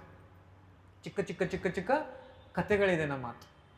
ಎಸ್ಪೆಷಲಿ ಆ ಒಂದು ವಂಶ ಪರಂಪರೆ ಯಾವ ರೀತಿಯಾಗಿ ಮನುವಿನಿಂದ ಕೆಳಗಡೆ ಬನ್ನೋದನ್ನ 9ನೇ ಅಧ್ಯಾಯದಲ್ಲಿ ಕೊಡಲಾಗಿದೆ. ಅದಾದ ಮೇಲೆ ಕೊನೆಯ ಕೊನೆಯದಾಗಿ 9ನೇ ಅಧ್ಯಾಯದಲ್ಲಿ ಆ ವಂಶ ಪರಂಪರೆ ಹೇಳ್ತಾ ಇರಬೇಕಾದಾಗ ಮಧ್ಯದಲ್ಲಿ ಸುಖದೇವ ಗೋಸ್ವಾಮಿಗಳು ಹೇಳ್ತಾರೆ ಏನಂತ, ಈ ರೀತಿಯಾಗಿರ್ಬೇಕಾದಾಗ ಒಬ್ರು ಇದ್ರು, ಯಾರು, ಅವರ ಹೆಸರು ಬಂದ್ಬಿಟ್ಟು ನಂದ ಮಹಾರಾಜರು ಅಂತ. ಅವರಿಗೆ ಭಗವಂತ ಮಗನಾಗಿ ಕೃಷ್ಣ ಆಗಿ ಹುಟ್ಟಿದ. ಆ ಕೃಷ್ಣ ಏನ್ ಮಾಡ್ದ, ಇಷ್ಟು ಸ್ವಲ್ಪ ವರ್ಷ ವೃಂದಾವನದಲ್ಲಿದ್ದ, ರಾಕ್ಷಸರು ಬರ್ತಾ ಇದ್ರು, ಅವನ್ನ ಕೊಲ್ದ, ಆದ್ಮೇಲೆ ಮಥುರಕ್ಕೆ ಹೋದ, ಮಥುರದಿಂದ ದ್ವಾರಕ್ಕೆ ಹೋದ, ದ್ವಾರಕದಿಂದ ಮೇಲ್ಗಡೆ ಭಗವದ್ಧಾಮಕ್ಕೆ ಹೋಗ್ಬಿಟ್ಟ ಅಂತ 2 ಶ್ಲೋಕದಲ್ಲಿ ಇಡೀ ಕೃಷ್ಣನ ಕಥೆನ ಮುಗಿಸ್ಬಿಡ್ತಾರೆ.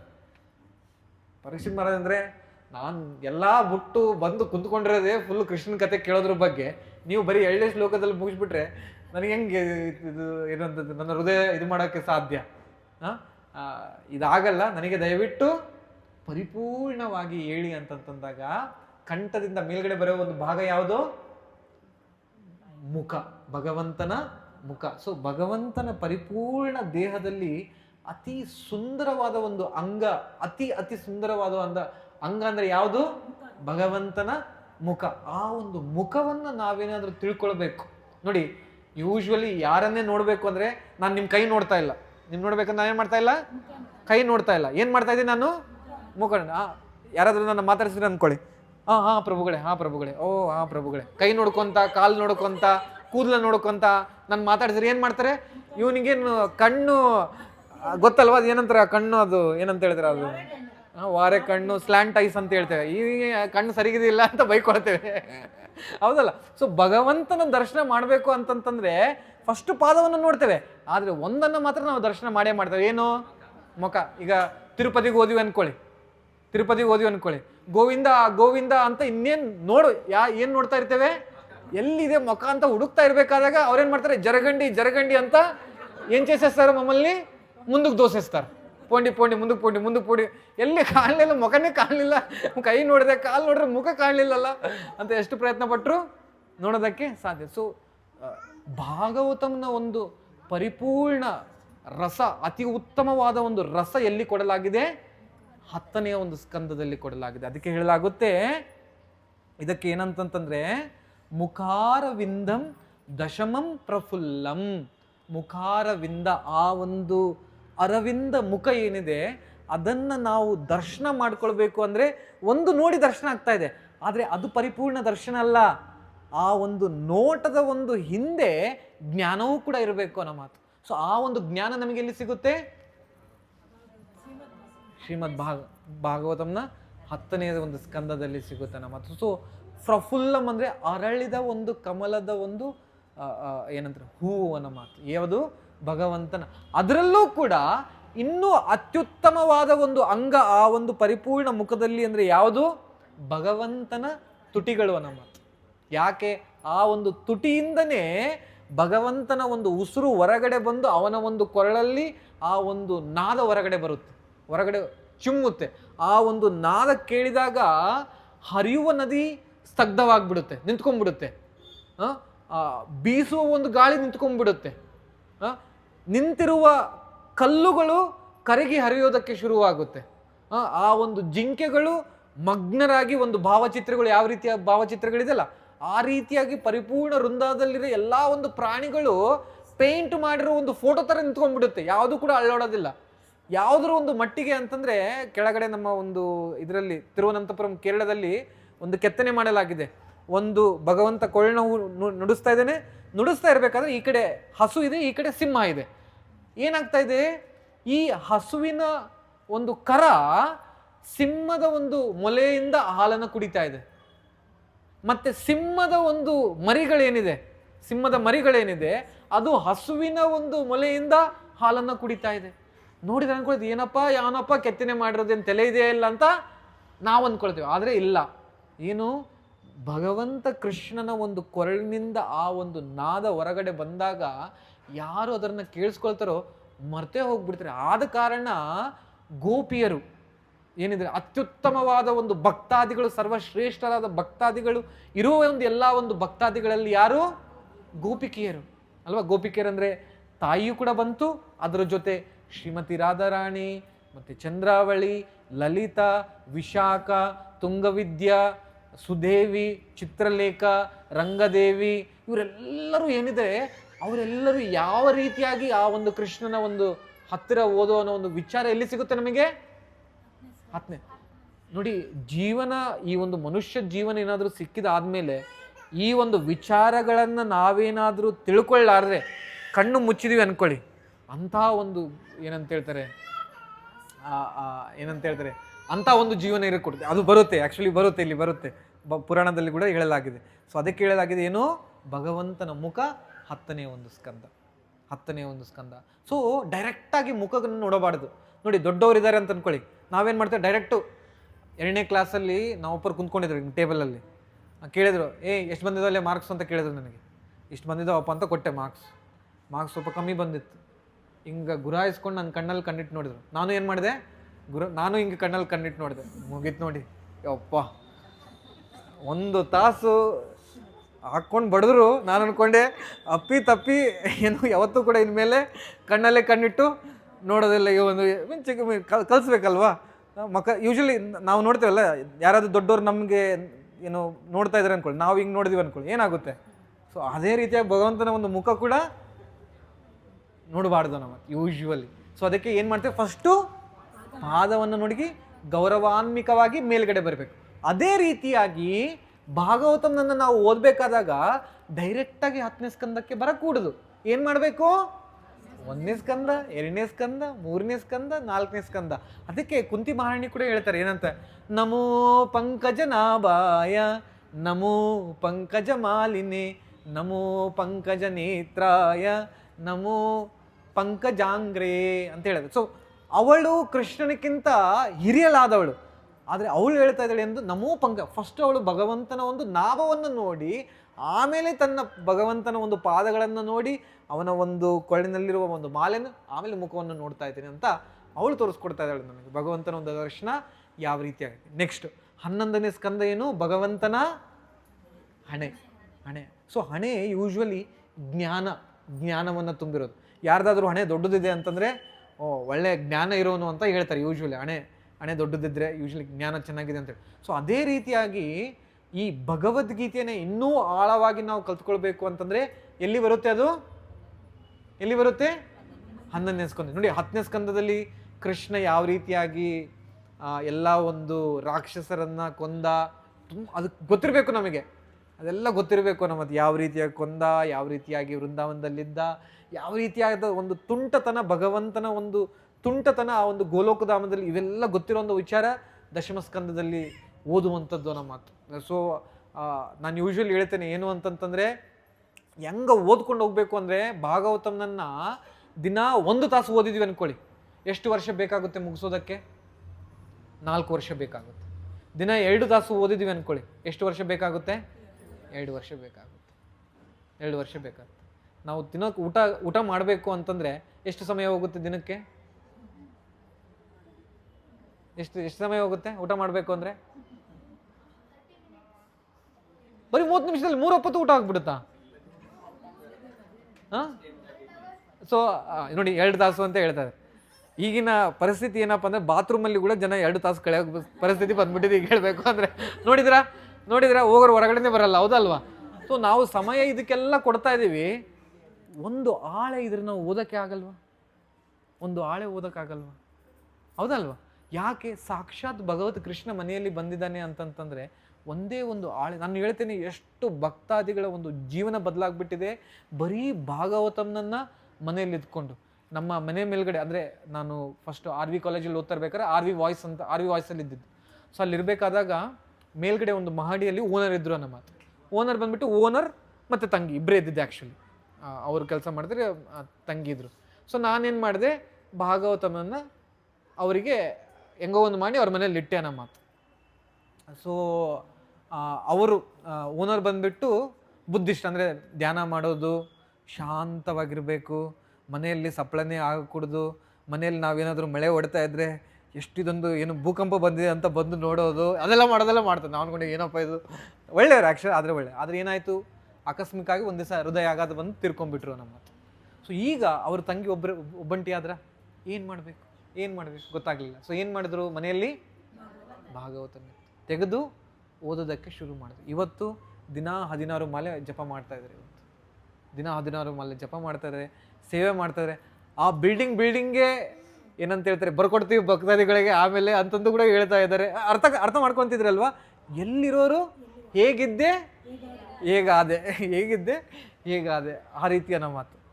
ಇನ್ನೂ ಒಂದು ವಿಚಾರ, ನಮ್ಮ ದೊಡ್ಡಮ್ಮನವರಿದ್ದಾರೆ. ದೊಡ್ಡಮ್ಮ ಅಂದರೆ ಅಮ್ಮೋರಿದು. ಝೂಮ್ ಅಂದರೆ ಗೊತ್ತಿಲ್ಲ, ಅದು ಏನಂಬುದು ಕೂಡ ಗೊತ್ತಿಲ್ಲ. ಪಾಪ ಹಳ್ಳಿ ಮನುಷ್ಯರು ಹೊಲ ಎಲ್ಲ ಮಾಡ್ಕೊಂಡಿರೋರು ನಮ್ಮ ಮಾತು. ಆದರೆ ಭಾಗವತಂ ಕ್ಲಾಸ್ ಝೂಮಲ್ಲಿ ನಡೀತಾ ಇತ್ತು. ಕೇಳ್ತಾ ಇದ್ರು. ಭಾಗವತಂ ಕೂಡ ತೆಕ್ಕೊಂಡಿರಬೇಕು. ಕೇಳಿ ಇವತ್ತು ದಿನ ಬೆಳಗ್ಗೆ 4 ಗಂಟೆ ಆದರೆ ನಿದ್ದೆನೇ ಬರಲ್ಲ ಅವ್ರಿಗೆ. ಯಾಕೆ? ಜಪ ಮಾಡಬೇಕು. ಕರೆಕ್ಟಾಗಿ ಟೈಮಿಗೆ ಮೊಬೈಲ್ ಚಾರ್ಜಿಂಗ್ ಹಾಕ್ಕೊಂತಾರೆ. ಯಾಕೆ? ಕ್ಲಾಸ್ ಬರುತ್ತೆ, ಕ್ಲಾಸ್ ಕೇಳಬೇಕು, ಭಾಗವತಂ ಓದಬೇಕು. ಈಗ ಭಾಗವತಂ ಮುಗಿಸಿ ಚೈತನ್ಯ, ಇವರು ಮನೆಯಲ್ಲಿ ಹೆಣ್ಮಕ್ಕಳು ಕೆಲಸ ಮಾಡ್ಕೊತಿರೋರು ಭಾಗವತ ಮುಗಿಸ್ಬಿಟ್ಟಿದ್ದಾರೆ, ಚೈತನ್ಯ ಚರಿತಾಮೃತ ಮುಗಿಸ್ಬಿಟ್ಟಿದ್ದಾರೆ, ಭಗವದ್ಗೀತೆ ಒಂದು 10 ಸಲ ಮುಗಿಸ್ಬಿಟ್ಟಿದ್ದಾರೆ. ನಾನು ಅನ್ಕೊಂಡಿದ್ದು ಏನಪ್ಪ ಇದು ದಿನ ಹಿಂಗೆ ಇವರು ಕಲ್ದು ಒಟ್ಟಿಗೆ ಬಂದು ಓದಿ ನಮಗಿಂತ ಜಲ್ದಿ ಕಲ್ತ್ಕೊಂಡ್ಬಿಟ್ಟಾರೆ. ಸೊ ಆ್ಯಕ್ಚುಲಿ ಹೇಳಬೇಕು ಅಂದರೆ ಗಣಮಕ್ಕಳಿಗಿಂತ ಹೆಚ್ಚು ಸಮಯ ಯಾರಿಗೆ ಸಿಗುತ್ತೆ ಅಲ್ವಾ? ಹೆಣ್ಮಕ್ಳಿಗೆ ಸಿಗುತ್ತೆ. ನಾವು ಅಂದ್ಕೊಳ್ತೀವಿ ಏನೋ ಹಂಗೆ ಹಿಂಗೆ ಅಂತ. ಆದರೆ ಒಂದ್ಸಲಿ ಯಾರಾದರೂ ಅವ್ರಿಗೆ ಆಫೀಸ್ಗೆ ಹೋದ್ರು ಅಂದ್ಕೊಳ್ಳಿ, ಹೇಳಬೇಕು ಅಂದರೆ ಸಮಯ ಇರುತ್ತೆ, ಯೂಶ್ವಲಿ ಸಮಯ ಇರುತ್ತೆ. ಆದರೆ ಏನಂದರೆ ಸಮಯ, ಆ ಒಂದು ಸಮಯ ಇಂಥ ಒಂದು ಪುಸ್ತಕಗಳಿಗೆ ನಾವು ಕೊಟ್ಟಾಗ ಜೀವನ ಮಾರ್ಪಾಡಾಗುತ್ತೆ. ಜೀವನ ಅಂದರೆ ನನ್ನ ಸ್ವಂತ ತಾಯಿ ಹೇಳಬೇಕು ಅಂತಂದರೆ ಭಗವದ್ಗೀತೆ 7-8 ಸಲ ಮುಗಿಸ್ಬಿಟ್ಟಿದ್ದಾರಂತೆ. ಭಾಗವತಮು ಒಂದ್ಸಲಿ ಫುಲ್ಲು ಮುಗಿಸ್ಬಿಟ್ಟು 2ನೇ ಸಲ ಕೂಡ ಓದ್ತಾ ಇದ್ದಾರಂತೆ. ಚೈತನ್ಯ ಚರಿತಾಮೃತ ಕೂಡ ಮುಗಿಸ್ಬಿಟ್ಟಿದ್ದಾರೆ. ನಾನು ಅಂದ್ಕೊಳ್ತೇನೆ ಇಲ್ಲಿ ನಮ್ಮ ಹುಡುಗರು ಬಡ್ದು ಹೇಳ್ಕೊಂತೀವಿ, ಓದ್ರಪ್ಪ ಅಂದರೆ ಇವರು ಸಮಯ ಇಲ್ಲ ಹಂಗೆ. ಇವ್ರು ಹೆಣ್ಮಕ್ಳು ಜಲ್ದಿ ಮುಗಿಸ್ಬಿಟ್ರಲ್ಲ. ಯಾಕೆ? ಒಟ್ಟಿಗೆ ಬರೋದು ಓದ್ಕೊಂತ ಕುಂದಿರೋದು, ಓದ್ಕೊಂಡು ಕುಂತಿರೋದು. ಸೊ ಆ ಒಂದು ನಮ್ಮಲ್ಲಿ ದೃಢ ಇಚ್ಛೆ ಇದ್ದರೆ ಭಾಗವತಂನನ್ನು ಓದ್ಕೊಳ್ಳಿ. ಯಾಕೆ ಅಂತಂದರೆ ನೋಡಿ, ಒಂದು ಇಚ್ಛೆ ನಮ್ಮಲ್ಲಿರಬೇಕು. ಏನು? ಕಣ್ಣು ಮುಚ್ಚೋದ್ರೊಳಗಡೆ ಭಾಗವತಂ ವಿಚಾರಗಳು, ಚೈತನ್ಯ ಚರಿತಾಮೃತ ವಿಚಾರಗಳು ಮತ್ತು ಭಕ್ತಿಯ ಒಂದು ವಿಚಾರ ಪರಿಪೂರ್ಣವಾಗಿ ನಮಗೆ ಗೊತ್ತಿರಬೇಕು. ಯಾಕೆ? ನಾವು ಮನುಷ್ಯರು, ಜಂತುಗಳೆಲ್ಲ ಮನುಷ್ಯರಾಗಬೇಕು ಅಂದರೆ ಈ ಒಂದು ವಿಚಾರಗಳು ನಮಗೆ ಗೊತ್ತಿರುವಂಥದ್ದು. How many minutes? Under 5 minutes. So 11ನೇ ಸ್ಕಂದ ಏನು? ಹಣೆ. 12ನೇ ಸ್ಕಂದ ಏನು? ಭಗವಂತನದ್ದು ಕೂದಲು ಅನ್ನೋ ಮಾತು. ಏನಿದೆ 12ನೇ ಸ್ಕಂದದಲ್ಲಿ? ನೋಡಿ, 11ನೇ ಸ್ಕಂದದಲ್ಲಿ ಉದ್ಧವ್ ಗೀತಾ ಇದೆ. ಓಕೆನಾ? ಉದ್ಧವ್ ಗೀತಾ ಇದೆ. ಮತ್ತು ಕೃಷ್ಣ ಯಾವ ರೀತಿಯಾಗಿ ಗೋಲೋಕಧಾಮಕ್ಕೆ ಹೋದ, ಎಲ್ಲ ಆ ಒಂದು ಏನಂತ ಹೇಳ್ತಾರೆ, ದ್ವಾರಕದಲ್ಲಿರುವ ತನ್ನ ಎಲ್ಲ ವಂಶಜರನ್ನು ಯಾಕೆ ಕರ್ಕೊಂಡು ಹೋದ ಮೇಲ್ಗಡೆ, ಉದ್ಧವ್ ಗೀತೆ ತುಂಬ ತುಂಬ ಮುಖ್ಯವಾದದ್ದು. ತುಂಬ ಒಳ್ಳೆಯ ವಿಚಾರಗಳಿದೆ ಅದರಲ್ಲಿ. 12ನೇ ಸ್ಕಂದದಲ್ಲಿ ಏನಿದೆ? 12ನೇ ಸ್ಕಂದದಲ್ಲಿ ಏನಿದೆ ಅಂದರೆ ಮಾರ್ಕಂಡೇಯ ಕೃಷ್ಣನ ಒಂದು ಹೊಟ್ಟೆ ಒಳಗಡೆ ಹೋಗಿ ಯಾವ ರೀತಿಯಾಗಿ ಸೃಷ್ಟಿಯನ್ನು ನೋಡಿದ ಅದು ಇದೆ. ಮತ್ತು 12ನೇ ಸ್ಕಂದದಲ್ಲಿ ಭಾಗವತಂ ಬಗ್ಗೆ ಹೇಳ್ಕೊಳ್ಳೋ ಒಂದು ವಿಚಾರಗಳು ಕೂಡ ಇದೆ ಅನ್ನೋ ಮಾತು. ನಿಮ್ನಗಾನಂ ಯಥಾ ಗಂಗಾ ದೇವಾನಾಂ ಅಚ್ಯುತೋ ಯತ ವೈಷ್ಣವಾನಾಂ ಯಥಾ ಶಂಭು ಪುರಾಣಂ ಇದಂ ತಥಾ. ಎಲ್ಲ ಒಂದು ನದಿಗಳಲ್ಲಿ ಅತಿ ಶ್ರೇಷ್ಠವಾದ ನದಿ ಗಂಗಾ. ಎಲ್ಲ ಒಂದು ದೇವತೆಗಳಲ್ಲಿ ಅತಿ ಉತ್ತಮ, ಅತಿ ಎತ್ತರ, ಪೂರ್ಣ ಪುರುಷೋತ್ತಮ ಯಾರು? ಅಚ್ಯುತ. ದೇವಾನಾಂ ಅಚ್ಯುತೋ ಯತ ವೈಷ್ಣವನಾಂ ಯಥಾ ಶಂಭು. ಎಲ್ಲ ಒಂದು ವೈಷ್ಣವಗಳಲ್ಲಿ ಅತಿ ಉತ್ತಮವಾದ ವೈಷ್ಣವ ಯಾರು? ಶಂಭು, ಶಿವ. ಪುರಾಣಂ ಇದಂ ತತ. ಪುರಾಣಗಳಲ್ಲಿ ಯಾರು? ಇದಂ ತತ ಅಂದರೆ ಇದು ಶ್ರೀಮದ್ ಭಾಗವತಂ ಅಂತ. ಶ್ರೀಮದ್ ಭಾಗವತಂ ಮತ್ತು 12ನೇ ಶ್ರೀಮದ್ ಭಾಗವತಂ ಪುರಾಣಂ ಅಮಲಂ ಯದು ವೈಷ್ಣವಾನಾಂ ಪ್ರಿಯಂ ಅಂತ ಒಂದು ದೊಡ್ಡ ಶ್ಲೋಕ ಬರುತ್ತೆ. ಸೊ ಅಲ್ಲಿ ಕೂಡ ಅತಿ ವೈಷ್ಣವರಿಗೆ ಪ್ರಿಯರಾದವರು ಯಾವುದು? ಭಾಗವತಂ ಅಂತೇಳಿ. ಮತ್ತೆ ನಾವು ನೋಡ್ಬೋದು, ನಮ್ಮ ಆಚಾರ್ಯರು ಚೈತನ್ಯ ಮಹಾಪ್ರಭುಗಳು 100 ಸಾರಿ ಧ್ರುವ ಮಹಾರಾಜರ ಕತೆ, 100 ಸಾರಿ ಪ್ರಹ್ಲಾದ ಮಹಾರಾಜರ ಕತೆ, ಮತ್ತೆ ಒಂದ್ಸಲಿ ಒಂದು ಊರಲ್ಲಿ ಹೋಗ್ತಾ ಇರಬೇಕಾದ್ರೆ ಒಬ್ಬ ಬ್ರಾಹ್ಮಣ ಭಾಗವತಂನ ಓದ್ತಾ ಇರ್ಬೇಕು. ಎಷ್ಟು ಚೆನ್ನಾಗಿ ನೀನು ಓದ್ತಾ ಇದೀಯ ಅಂತ ಕುಂತ್ಕೊಂಡು ಒಂದೇ ಸಮ 8 ತಾಸು ಕುಂತ್ಕೊಂಡು ಭಾಗವತಂ ಕೇಳಿದರಂತೆ. ಕೇಳಿದಾದ್ಮೇಲೆ ಇನ್ನೂ ಓದು ಅಂತ ಆ ಒಂದು ಬ್ರಾಹ್ಮಣನಿಗೆ ಎಷ್ಟು ಇಷ್ಟ ಆಯಿತು ಚೈತನ್ಯ ಮಹಾಪ್ರಭುಗಳಿಗೆ ಅಂತಂದರೆ ಅವನಿಗೆ ಹೆಸರಿಡ್ತಾರೆ. ಏನಂತ? ಭಾಗವತಾಚಾರ್ಯ ಅಂತ ಹೆಸರಿಡ್ತಾರೆ. ಯಾರಿಗೆ? ಆ ಒಬ್ಬ ಬ್ರಾಹ್ಮಣಿಗೆ. ಯಾಕೆ? ಬರೀ ಮನೆಯಲ್ಲಿ ಭಾಗವತ ಬಿಟ್ಕೊಂಡು ಓದ್ತಾ ಇದ್ದ ಅನ್ನೋ ಮಾತು. ಮತ್ತೆ ವಿಶ್ವನಾಥ್ ಚಕ್ರವರ್ತಿ ಠಾಕೂರ್ ಅಂತ ಕೇಳಿದ್ರ ಪರಿಪೂರ್ಣ ಭಾಗವತಂ ಏನಿದೆ, ಪ್ರಭುಪಾದರು ಈ ಒಂದು ಆಚಾರ್ಯರ ಒಂದು ಟೀಕೆಗಳನ್ನು ನೋಡಿ, ವಿಶ್ವನಾಥ್ ಚಕ್ರವರ್ತಿ ಠಾಕೂರರು ಮದುವೆ ಆಗಿದೆ, ಮದುವೆ ಆಗಿದೆ ಅವ್ರಿಗೆ. ಮದುವೆ ಚಿಕ್ಕವ್ರು ಇರಬೇಕಾದ್ರೆ ಮದುವೆ ಆಯಿತು. ಆದರೆ ಅವರು ಏನು ಅಧ್ಯಯನ ಮಾಡೋಕ್ಕೆ ಅಂತ ಹೋಗ್ಬಿಟ್ರು ಅನ್ನೋ ಮಾತು, ಗುರುಗಳ ಜೊತೆ ಹೋಗ್ಬಿಟ್ರು. ಎಷ್ಟೋ ವರ್ಷಗಳಾದಮೇಲೆ ಮನೆಗೆ ಬಂದರು. ಸೊ ಮನೆಯಲ್ಲಿ ಅಂದ್ಕೊಳ್ತಾರೆ, ಏನಪ್ಪ ಇವನು ಏನು ಸಂಸಾರನೇ ಮಾಡ್ತಾ ಇಲ್ಲ, ಹಂಗೆ ಹಿಂಗೆ ಅಂತ ಹೇಳ್ತಾ ಇದ್ರು. ಸೊ ಏನು ಮಾಡಿದ್ರು, ಅವನ್ನ ಮತ್ತು ಅವಳ ಒಂದು ಪತ್ನಿಯನ್ನು ಒಂದು ರೂಮಲ್ಲಿ ಇಟ್ಟರು ಅನ್ನೋ ಮಾತು. ಏನು ಮಾಡಿದ ವಿಶ್ವನಾಥ ಚಕ್ರವರ್ತಿ, ರಾತ್ರಿ ಪೂರ್ತಿ ಭಾಗವತಂ ತೆಗೆದು ತನ್ನ ಒಂದು ಪತ್ನಿಯನ್ನು ಮುಂದೆ ಕುಂದಿಸ್ಕೊಂಡು ಭಾಗವತಮನ್ನ ಓದ್ಬಿಟ್ಟಾರ ಮಾತು. ಅನ್ಕೊಂಡ್ರು ಇವನೆಂತ ಪತಿಯಪ್ಪ, ಇವನು ಅಲ್ಲಿರೋದೇ ಬೇಸು, ಇವನು ಇಲ್ಲಿ ಹಿಂಗೆ ಹಂಗೆ ಮಾಡ್ತಾ ಇದ್ದಾನೆ ಅಂತ ವಾಪಸ್ ಕಳಿಸ್ಬಿಟ್ರು ಅನ್ನೋ ಮಾತು. ಸೊ ವಿಶ್ವನಾಥ ಚಕ್ರವರ್ತಿ ಯಾವ ಒಂದು ಆಚಾರ್ಯರು ಅಂತಂದರೆ, ಗಿಡದ ಕೆಳಗಡೆ ಕುಂತ್ಕೊಂಡು ಟೀಕೆಯನ್ನು ಬರಿತಾ ಇರಬೇಕಾದಾಗ ಎಲ್ಲ ಕಡೆ ಮಳೆ ಆಗ್ತಾಯಿತ್ತು, ಎಲ್ಲ ಕಡೆ ಮಳೆ ಆಗ್ತಾಯಿತ್ತು. ಆದರೆ ಎಲ್ಲಿ ಅವನು ಕುಂತ್ಕೊಂಡಿದ್ದಾನೋ ಆ ಒಂದು ಸುತ್ತ ಏನಿದೆ ಮಳೆ, ಒಂದು ಹನಿ ನೀರು ಒಳಗಡೆ ಬರ್ತಾ ಇರಲಿಲ್ಲ. ಯಾರು? ವಿಶ್ವನಾಥ ಚಕ್ರವರ್ತಿ ಆಚಾರ್ಯರು ಇದು ಮಾಡ್ತಾ ಇರ್ಬೇಕು. ಮತ್ತೆ ಸನಾತನ್ ಗೋಸ್ವಾಮಿ ಅವ್ರಿಗೆ ಗೊತ್ತಾ? ರೂಪ ಗೋಸ್ವಾಮಿ, ಸನಾತನ್ ಗೋಸ್ವಾಮಿ ಅವ್ರು ಒಂದ್ಸಲಿ ಮಲ್ಕೊಂಡಿರ್ಬೇಕಾದಾಗ ಕನಸಿನಲ್ಲಿ ಒಬ್ಬ ಚಿಕ್ಕ ಹುಡುಗ ಬರ್ತಾನೆ. ಯಾಕಂದ್ರೆ ಭಾಗವತಂ ನೋಡಿ ಈಗೇನು ಪ್ರಿಂಟಿಂಗ್ ಸಿಗ್ತಾ ಇದ್ದಿಲ್ಲ, ಅವಾಗೆಲ್ಲ ಹಂಗಿರ್ಲಿಲ್ಲ ನಮ್ಮ ಮಾತು, ತುಂಬ ಕಷ್ಟ ಅವಾಗೆಲ್ಲ ಸಿಗೋದು. ಸೊ ಮಲ್ಕೊಂಡಿರ್ಬೇಕಾದ್ರೆ ನಿದ್ದೆಯಲ್ಲಿ ಒಬ್ಬ ಹುಡುಗ ಬರ್ತಾನೆ. ಒಬ್ಬ ಹುಡುಗ ಬಂದ್ಬಿಟ್ಟು 12 ಸ್ಕಂದಗಳನ್ನು ಉಡುಗೊರೆಯಾಗಿ ಕೊಡಲಾಗುತ್ತೆ. ಯಾರಿಗೆ? ಎಲ್ಲಿ? ನಿದ್ದಲ್ಲಿ. ಇದೇನಪ್ಪ ಇಂಥ ಕನಸು ಬಂದ್ಬಿಡ್ತಲ್ಲ, ನಾನು ಭಾಗವತ ಮುಡ್ತಾ ಇದ್ದೀನಿ, ಸಿಗ್ಲಿಲ್ಲ, ಯಾರು ಈ ಹುಡುಗ ಬಂದು ಅಂತ ಕಣ್ಣು ತೆಗೆದಿದ ತಕ್ಷಣನೇ ಆ ಒಂದು ಕನಸಿನಲ್ಲಿ ಬಂದಿರೋ ಹುಡುಗ ಅವನ ಒಂದು ಮುಂದೆ ಬಂದು ಆ ಒಂದು ಭಾಗವತಮನ್ನ ಸನಾತನ್ ಗೋಸ್ವಾಮಿಯವರಿಗೆ ಕೊಳ್ಳಲಾಗುತ್ತೆ. ಆ ಹುಡುಗ ಯಾರು? ಭಗವಂತ ಕೃಷ್ಣನೇ. ಭಗವಂತ ಕೃಷ್ಣನೇ ನಾನು ಮಾತು ಅಷ್ಟು ಪ್ರಿಯ. ಶ್ರೀನಿವಾಸ ಆಚಾರ್ಯರು ಅಂತ ಇದ್ರು ಅನ್ನೋ ಮಾತು. ಅವರು ಭಾಗವತಂ ನಾನು ಗದಾಧರ್ ಪಂಡಿತರಿಂದ ಕಲ್ತ್ಕೊಳ್ಬೇಕು. ನಾವು ಹೇಳ್ತಲ್ವಾ, ಶ್ರೀಕೃಷ್ಣ ಚೈತನ್ಯ ಪ್ರಭು ನಿತ್ಯಾನಂದ ಶ್ರೀ ಅದ್ವೈತ ಗದಾಧರ್ ಪಂಡಿತಿಂದ ನಾನು ಭಾಗವತಂ ಕಲ್ತ್ಕೊಳ್ಬೇಕು ಅಂತ ಶ್ರೀನಿವಾಸ್ ಆಚಾರ್ಯರು ಬೆಂಗಾಲ್ ಇಂದ ನಡ್ಕೊಂಡು ಬರ್ತಾರೆ. ಎಲ್ಲಿಗೆ? ಜಗನ್ನಾಥ್ ಪುರಿಗೆ ಚೈತನ್ಯ ಮಹಾಪ್ರಭುಗಳ ದರ್ಶನ ಮಾಡ್ಕೊಳ್ಬೇಕು ಅಂತ. ಸೊ ಬಂದು ಗೊತ್ತಾಗುತ್ತೆ ಚೈತನ್ಯ ಮಹಾಪ್ರಭುಗಳು ಕಣ್ಮರೆ ಆಗ್ಬಿಟ್ಟಿದ್ದಾರೆ, ಅಂದರೆ ಹೋಗ್ಬಿಟ್ಟಿದ್ದಾರೆ, ಅವರನ್ನು ನೋಡೋದಕ್ಕೆ ಸಾಧ್ಯ ಇಲ್ಲ ಅಂತ ಅಳ್ತಾ ಇದ್ರು. ಅಟ್ಲೀಸ್ಟ್ ನಾನು ಭಾಗವತ ಮಾತ್ರ ಕಲ್ತ್ಕೊಳ್ಬೇಕು ಗದಾಧರ್ ಪಂಡಿತ ಅಂತ ಅವ್ರ ಹತ್ರ ಹೋದಾಗ, ಗದಾಧರ್ ಪಂಡಿತ ಇದ್ರೆ ನನ್ನಲ್ಲಿ ಏನಿತ್ತು ಭಾಗವತಂ ನಾವು ಓದ್ತಾ ಚೈತನ್ಯ ಮಹಾಪ್ರಭು ಜೊತೆ ಕಣ್ಣಿನಿಂದ ನೀರು ಬಂದು ಆ ಒಂದು ಲೀಲೆಗಳನ್ನು ಕೇಳಿ ಇಡೀ ಪುಸ್ತಕ ಅವಾಗೆಲ್ಲ ಇಂಕಿನಿಂದ ಬರ್ತಾ ಇದ್ರಲ್ಲ ಅದೆಲ್ಲ ಹಾಳಾಗಿ ಹೋಗ್ಬಿಟ್ಟಿದೆ, ಹೋಗಿ ಇನ್ನೊಂದು ತಗೊಂಬ ಅಂತ ಹೇಳ್ತಾರೆ ನಮ್ಮ. ಸೊ ಮತ್ತೆ ಶ್ರೀನಿವಾಸಾಚಾರ್ಯರು ಬೆಂಗಾಲಿಗೆ ಹೋಗಿ 6 ತಿಂಗಳ ಸಮಯ ತೆಕ್ಕೊಳ್ತಾರೆ, ಒಂದು ಕಾಪಿ ಭಾಗವತಂ ಬರ್ಸ್ಕೊಂಡು ತಗೊಂಬರಕ್ಕೆ. ಬಂದಾಗ ಗೊತ್ತಾ ಏನಾಗುತ್ತೆ? ಗದಾಧರ್ ಪಂಡಿತ್ ಕೂಡ ಕಣ್ಮರೆ ಆಗ್ಬಿಟ್ಟಿದ್ದಾರೆ. ನಮ್ಮ ಎದೆ ಪಡ್ಕೊಳ್ತಾರೆ, ಏನಿದು ನನಗೆ ಭಾಗವತಂ ಕಲ್ತ್ಕೊಳಕ್ಕಾಗಲಿಲ್ಲ ಅಂತ.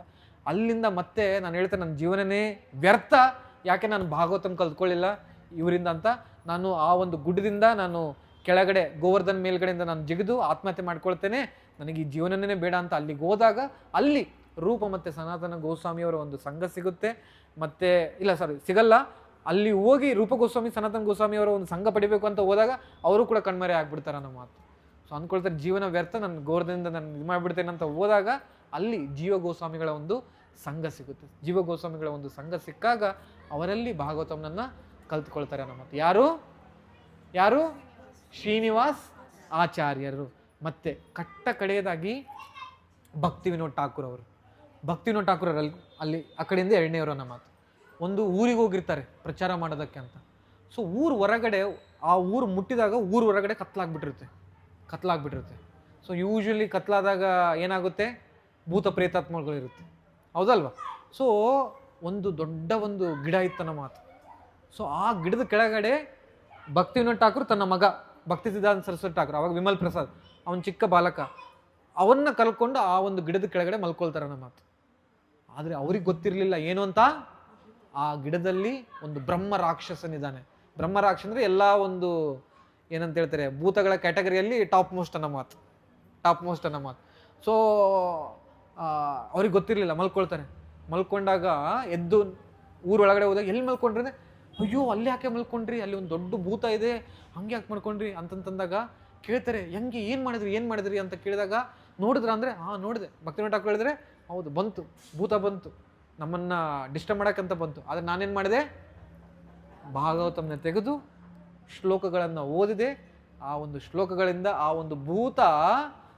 ಒಂದು ಭೂತದ ಒಂದು ದೇಹದಿಂದ ವಿಮುಕ್ತನಾಗಿ ವೈಕುಂಠ ಧಾಮಕ್ಕೆ ಹೋದ ಅಂತ ಯಾರು ಹೇಳ್ತಾರೆ? ಭಕ್ತಿ ವಿನೋದ್ ಠಾಕೂರ್ ಅವರು ಹೇಳ್ತಾರೆ.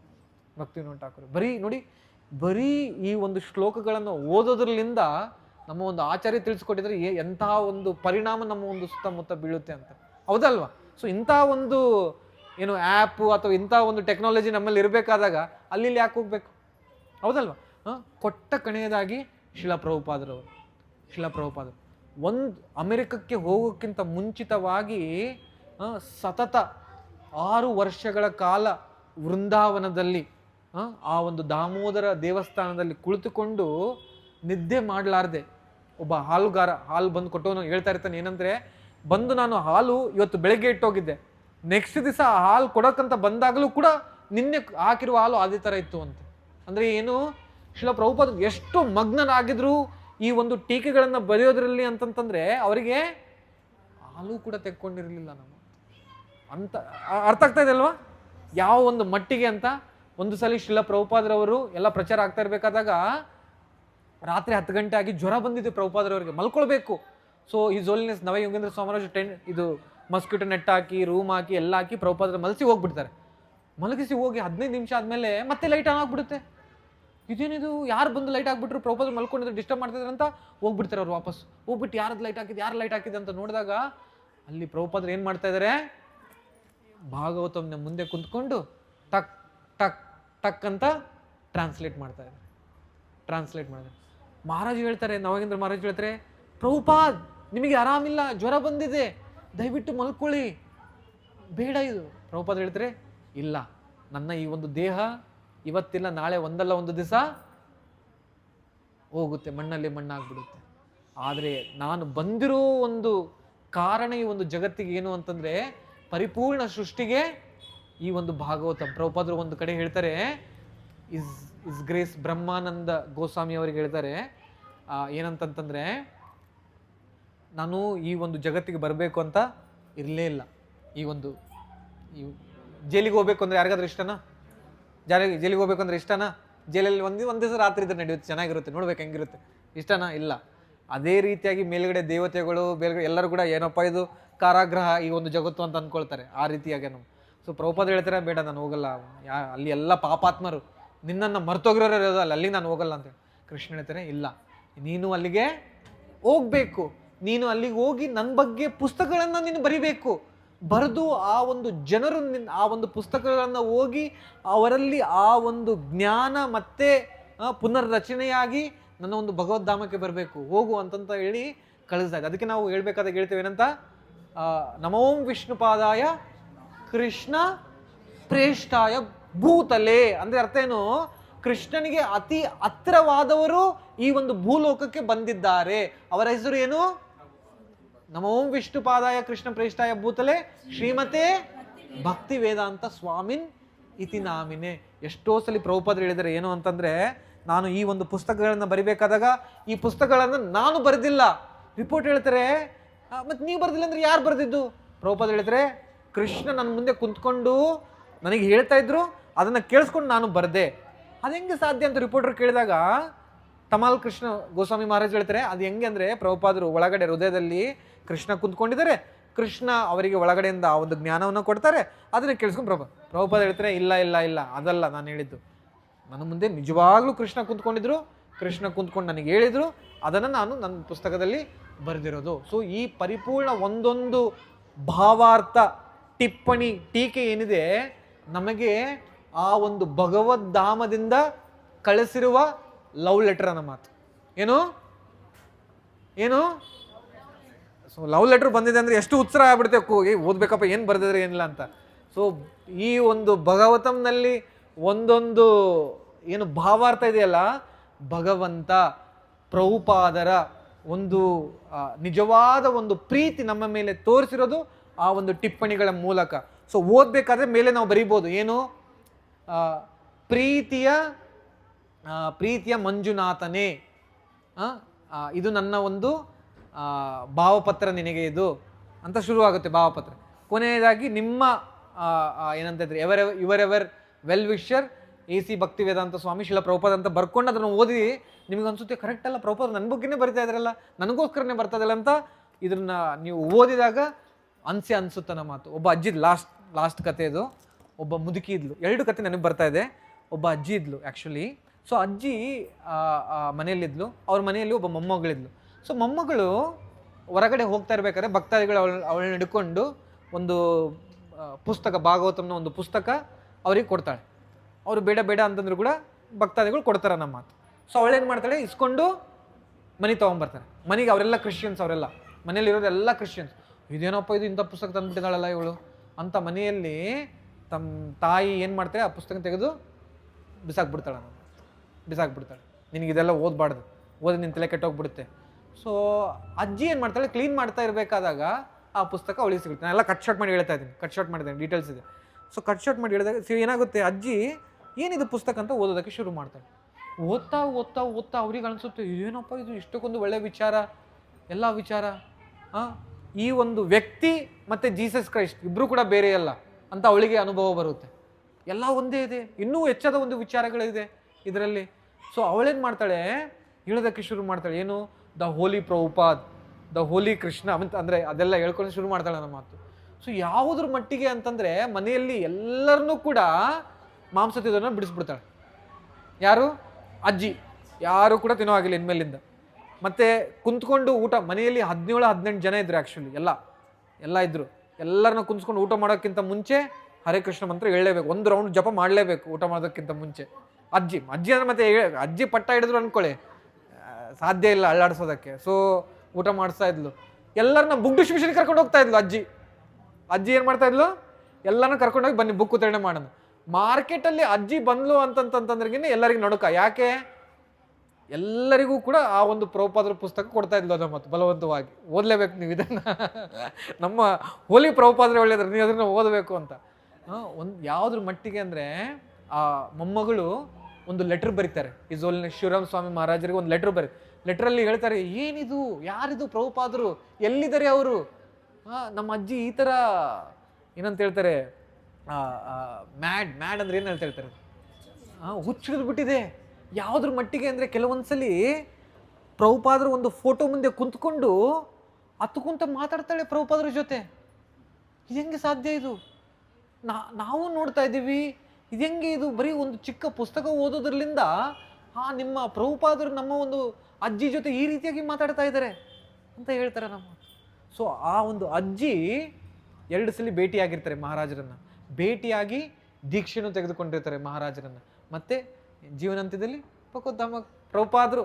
ಸೊ ನಮಗೆ ಗೊತ್ತಿಲ್ಲಾರ್ದಂಗೆ ಪ್ರಭುಪಾದರು ತಮ್ಮ ಒಂದು ಪುಸ್ತಕಗಳ ಮೂಲಕ ಎಷ್ಟೋ ಒಂದು ಜೀವನವನ್ನು ಬದಲಾಯಿಸ್ತಾ ಇದ್ದಾರೆ ನಮ್ಮ. ಒಬ್ಬ ವ್ಯಕ್ತಿ ಲೈಬ್ರರಿಗೆ ಹೋಗ್ಬಿಟ್ಟು ಅಲ್ಲಿ ಪ್ರಭುಪಾದರ ಒಂದು ಪುಸ್ತಕ ಭಾಗವತಂ ಇರುತ್ತೆ, ಭಾಗವತಂ ಚೈತನ್ಯ ಚರಿತಾಮೃತ ಇರುತ್ತೆ, ಚೈತನ್ಯ ಚರಿತಾಮೃತ ತೆಕ್ಕೊಳ್ತಾನೆ. ಏನಿದು ಪುಸ್ತಕ ವಿಚಿತ್ರವಾಗಿದೆಯಲ್ಲ ಅಂತ ಓದ್ತಾನೆ. 2 ವಾರದಲ್ಲಿ 1ನೇ ವಾಲ್ಯೂಮ್ ಫಿನಿಶ್, ಮತ್ತೆ ವಾಪಸ್ ಬರ್ತಾನೆ, 2ನೇ ವಾಲ್ಯೂಮ್ ತಗೊಂಡು ಹೋಗ್ತಾನೆ. 3 ತಿಂಗಳಲ್ಲಿ ಚೈತನ್ಯ ಚರಿತಾಮೃತನ 2 ಸಲ ಓದ್ತಾನೆ. ಲೆಕ್ಕ ಹಾಕಿ, ಚೈತನ್ಯ ಚರಿತಾಮೃತ ಎಷ್ಟು ವಾಲ್ಯೂಮ್ಸ್ ಇದೆ ಚೈತನ್ಯ ಚರಿತಾಮೃತ? 9-11 ಇರಬೇಕು, 9 ವಾಲ್ಯೂಮ್ಸ್. ಈ ಥರ ಪುಸ್ತಕವನ್ನು 3 ತಿಂಗಳಲ್ಲಿ 2 ಸರಿ ಮುಗಿಸಿದ್ರೆ ಆಲೋಚನೆ ಮಾಡಿ. ಅವನೇನು ಅಂದ್ಕೊಂಡಿದ್ದಾನೆ, ಎಲ್ಲೋ ಭಕ್ತಾದಿಗಳಿದ್ದಾರೆ, ಎಲ್ಲೋ ಜಗನ್ನಾಥ ಪುರಿ ಇದೆ, ಎಲ್ಲೋ ರಥಯಾತ್ರೆ ನಡೆದಿದೆ, ಎಲ್ಲೋ ಚೈತನ್ಯ ಮಹಾಪ್ರಭುಗಳಿದ್ದಾರೆ, ಈ ಬರೆದಿರುವ ಲೇಖಕರು ಏನಿದ್ದಾರೆ ಅವರು ಕೂಡ ಎಲ್ಲೋ ಇದ್ದಾರೆ ಅಂತ ಲೆಟ್ರ್ ಬರಿತಾ ಇದ್ರು ಅವರು. ಯಾರಿಗೆ? ಡಿಯರ್ ಶಿಲಾ ಪ್ರಭುಪಾದರವರೇ, ಈ ಒಂದು ವಿಚಾರ ಒಳ್ಳೇದನ್ನಿಸ್ತು, ಪ್ರಭುಪಾದರಿಲ್ಲ ಈ ಒಂದು ಇದ್ರ ಮೇಲೆ. ಆದರೆ ಯಾವಾಗಲೂ ಅವರಿಗೆ ರಿಪ್ಲೈ ಬರಲಿಲ್ಲ. ಒಂದ್ಸಲ ಏನಾಯಿತು, ರಷ್ಯಾದ ಮೇಲ್ಗಡೆ ಪೋಲ್ಯಾಂಡ್ ಅಂತ ಇದೆ ಗೊತ್ತಾ, ಪೋಲ್ಯಾಂಡ್, ಚೆಜೋಸ್ಲೋವಾಕಿ ಅಂತ ಒಂದು ಊರು ಬರುತ್ತೆ, ಅಲ್ಲಿ ಪೋಲ್ಯಾಂಡ್ ಫೆಸ್ಟಿವಲ್ ಅಂತ ನಡೆಯುತ್ತೆ. ಸೊ ಅಲ್ಲಿ ಈ ವ್ಯಕ್ತಿ ಹೋಗಿರ್ತಾನೆ. ಹೋದಾಗ ಅವ್ರ ಕಣ್ಣು ಮುಂದೆ ಏನು ಕಾಣುತ್ತೆ, ರಥ ಕಾಣುತ್ತೆ, ಜಗನ್ನಾಥ ಸ್ವಾಮಿಯವರ ರಥ. ಇದೇ ರಥ ಅಲ್ಲ ನಾನು ಓದಿದ್ದು ಪುಸ್ತಕದಲ್ಲಿ, ಇದೇ ರಥ ಅಲ್ಲ ಓದಿದ್ದು. ಎಲ್ಲ ಭಕ್ತಾದಿಗಳು ಇವರೇನಾ ಅವರೆಲ್ಲ ಕೀರ್ತನೆ ನಾನು ಓದಿರೋದು, ಇವರೇನಾ ಕೀರ್ತನೆ ಓದಿರೋದು. ಮಳೆ ಬರೋದಕ್ಕೆ ಶುರು ಆದರೆ ವಾಪಸ್ ಹೋಗ್ಬಿಡ್ತಾರೆ. ಮತ್ತೆ ನೆಕ್ಸ್ಟ್ ದಿವಸ ಬಂದು ರಥದ ಮುಂದೆ 3 ತಾಸು ನಿಂತ್ಕೊಂಡು ಇದೇ ರಥ ನಾನು ಓದಿರೋದು ಪುಸ್ತಕದಲ್ಲಿ, ಹಿಂಗೆ ನೋಡ್ತಾ ಇರ್ತಾರೆ ನಮ್ಮ. ಮೇಲ್ಗಡೆ ರಥದ ಮೇಲ್ಗಡೆ ಒಬ್ರು ಭಕ್ತಾದಿಗಳು ಸೇವೆ ಮಾಡಿ, ಇವನು ಯಾರಪ್ಪ, ಇವನು 3 ತಾಸು ಆಯ್ತು ಇಲ್ಲೇ ನಿಂತ್ಕೊಂಡಿದ್ದಾನಲ್ಲೇ ಏನಂತ ಹೋಗಿ ಮಾತಾಡಿಸ್ತಾರೆ. 2 ನಿಮಿಷ ಮಾತಾಡ್ತಾರೆ, ದಯವಿಟ್ಟು ಸರ್ಕೊಳ್ಳಿ, ರಥ ನನ್ನ ಮುಂದೆ ನೀವು ರಥಕ್ಕೆ ಅಡ್ಡ ಆಗ್ತಾ ಇದ್ರೆ ನಾನು ನೋಡೋದಕ್ಕೆ ಸರ್ಕೊಳ್ಳಿ ಅಂತ ಅವ್ರನ್ನ ಹಿಂಜರಿಸ್ತಾರೆ ಅನ್ನೋ ಮಾತು. ಹೋಗ್ಬಿಟ್ಟು ಇಂದ್ರದುಮ್ನ ಸ್ವಾಮಿ ಮಹಾರಾಜರಿಗೆ ಹೇಳ್ತಾರೆ, ಯಾರೋ ಈ ಥರ ಹುಚ್ಚ ವ್ಯಕ್ತಿ ಬಂದು ಈ ಥರ ನಿಂತ್ಕೊಂಡಿದ್ದೇನೆ ಅಂತ. ಮಹಾರಾಜರು ಬಂದು ಕೇಳ್ತಾರೆ, ಏನಾಯ್ತು ಅಂದರೆ ಮಹಾರಾಜರಿಗೆ ಗೊತ್ತಾಗುತ್ತೆ, ವ್ಯಕ್ತಿ ಲೈಬ್ರರಿ, ಗೊತ್ತಿಲ್ಲಾರ್ದ ಲೈಬ್ರರಿಯಿಂದ ಪ್ರಭುಪಾದರ ಒಂದು ಪುಸ್ತಕ ಓದಿ ಇಷ್ಟು ಅಷ್ಟು ಒಂದು ಆಳವಾಗಿ ವಿಚಾರವನ್ನು ತಿಳ್ಕೊಂಡು ಮಹಾರಾಜರಿಂದ ದೀಕ್ಷೆಯನ್ನು ಪಡ್ಕೊಳ್ತಾರೆ. ಕೊನೆಯದಾಗಿ ಒಬ್ಬ ಅಜ್ಜಿ ಇದ್ಲು. ಅಜ್ಜಿಗೆ ಬ್ರೆಸ್ಟ್ ಕ್ಯಾನ್ಸರ್ ಆಗಿತ್ತು. ಬ್ರೆಸ್ಟ್ ಕ್ಯಾನ್ಸರ್ ಆಗಿ ಕ್ರಿಸ್ಮಸ್ಸಲ್ಲಿ ಬಂದಿದ್ರನ್ವ ಬುಕ್ ಡಿಸ್ಟ್ರಿಬ್ಯೂಷನ್ ಮಾಡಬೇಕಾದಾಗ ಪ್ರಘೋಷ್ ಪ್ರಭುಗಳಂತ ಬಂದು ಬುಕ್ ಡಿಸ್ಟ್ರಿಬ್ಯೂಷನ್ ಮಾಡಬೇಕಾ ಒಂದು ಪುಸ್ತಕ ಕೇಳಿಸ್ತಾರೆ. ಅವ್ರು ಹೇಳ್ತಾಳೆ ಮೋಸ್ಟ್ಲಿ ನೆಕ್ಸ್ಟ್ ಕ್ರಿಸ್ಮಸ್ಸಿಗೆ ನಾನು ಇರಲ್ಲ ಅಂತ ಅಜ್ಜಿ ಹೇಳ್ತಾರೆ. ಆದರೆ ಪ್ರಭುಗಳು ಅವ್ರನ್ನ ಇನ್ನೂ ಕೆಳಗಡೆ ಮಾರಲಾರ್ದೆ ಉತ್ಸಾಹ ಮಾಡ್ತಾರೆ. ಮಾಡಿ ಒಂದು ಪುಸ್ತಕವನ್ನು ಅಜ್ಜಿಗೆ ಕೊಡ್ತಾರೆ, ಬಿಯಾಂಡ್ ಬರ್ತ್ ಆ್ಯಂಡ್ ಡೆತ್ ಪುಸ್ತಕ. ಸೊ ಅಜ್ಜಿ ಏನು ಮಾಡ್ತಾಳೆ, ತನ್ನೆಲ್ಲ ಮಕ್ಕಳು ಮೊಮ್ಮಕ್ಕಳು ಊಟ ಮಾಡೋಕ್ಕೆ ರೆಸ್ಟೋರೆಂಟ್ ಒಳಗಡೆ ಹೋದಾಗ 2 ತಾಸು ಒಳಗಡೆ ಆ ಪರಿಪೂರ್ಣ ಪುಸ್ತಕವನ್ನು ಮುಗಿಸ್ಬಿಟ್ಟು ವಾಪಸ್ ಈ ಪ್ರಭೋಷ್ ಪ್ರಭುಗಳ ಹತ್ರ ಬರ್ತಾರೆ. ಕೇಳ್ತಾರೆ, ಪ್ರಭೋಷ್ ಪ್ರಭುಗಳು ಬೇರೆ ಹತ್ರ ಮಾತಾಡ್ತಾ ಇರಬೇಕಾದಾಗ ಯಾಕೆ ಏಕಜ್ಜಿ ಮತ್ತೆ ಯಾಕೆ ಬಂದೆ, ನನ್ನ ಜೊತೆ ಓಡೋಗಿ ಬಂದ ಸ್ವಲ್ಪ ಖುಷಿಯಿಂದ ಹೇಳ್ತಾರೆ ನಮ್ಮ ಮಾತು. ನನ್ನ ಜೊತೆ ಓಡೋಗಿ ಬಂದ, ಅವ್ರಂದ್ರೆ ನಿನಗೆ ಇಷ್ಟ ಆಗಲಿಲ್ವಾ ಅಂತ ಸ್ವಲ್ಪ ಆ ರೀತಿಯಾಗಿ ಹಾಸ್ಯಕರವಾಗಿ ಮಾತಾಡ್ತಿರ್ತಾರೆ ಅಮ್ಮ. ಸೊ ಅಜ್ಜಿ ಹೇಳ್ತಾರೆ, ಒಂದೇ ಒಂದು ಪ್ರಶ್ನೆ, ಏನು ಓದ್ದೆ ನಾನು ಈ ಪುಸ್ತಕ, ನಿಮ್ಮ ಆ ಕೃಷ್ಣ ಅಂದರೆ ಹೆಸರು ಗೊತ್ತಿಲ್ಲ ಕೃಷ್ಣ ಅಂತ, ನಿಮ್ಮ ಕೃಷ್ಣ ನನ್ನನ್ನು ಅವನ ಒಂದು ಜಾಗ ಕರ್ಕೊಂಡು ಹೋಗ್ತಾನ ಅಂತ ಅಜ್ಜಿ ಕೇಳ್ತಾಳೆ. ಸೊ ಅವಾಗ ಅಂದ್ಕೊಂಡು ಹೆಂಗೆ ನಿನಗಿದೆಲ್ಲ ಗೊತ್ತಾಯ್ತು? ನಾನು ಓದಿದೆ, ಅದರಲ್ಲಿತ್ತು ಈ ಹರ ಏನು ಕೃಷ್ಣ ಏನು ಅದು ಮಾಡೋದ್ರಲ್ಲಿಂದ ನಿಜವಾಗ್ಲೂ ಆಗುತ್ತಂದರೆ ಪ್ರಭುಜಿ ಹೇಳ್ತಾರೆ 2 ತಾಸಲ್ಲಿ ನೀನು ಹೆಂಗೆ ಓದ್ದೆ ಈ ಒಂದು ಪುಸ್ತಕವನ್ನು ಅಂತ ಹೇಳ್ಬಿಟ್ಟು ಖಂಡಿತವಾಗಿಯೂ ಅಂತ ಬುಕ್ಕಲ್ಲಿ ತೆಗೆದು ತೋರಿಸ್ತಾರೆ ಅಜಾಮಿಲನ ಕತೆ. ಈ ಕತೆ ಯಾವ ರೀತಿಯ ಬರೀ ಇದು ಹೇಳಿದ್ರಲ್ಲಿಂದ ಭಗವದ್ಧಾಮಕ್ಕೆ ಹೋಗೋದು ಸಾಧ್ಯ.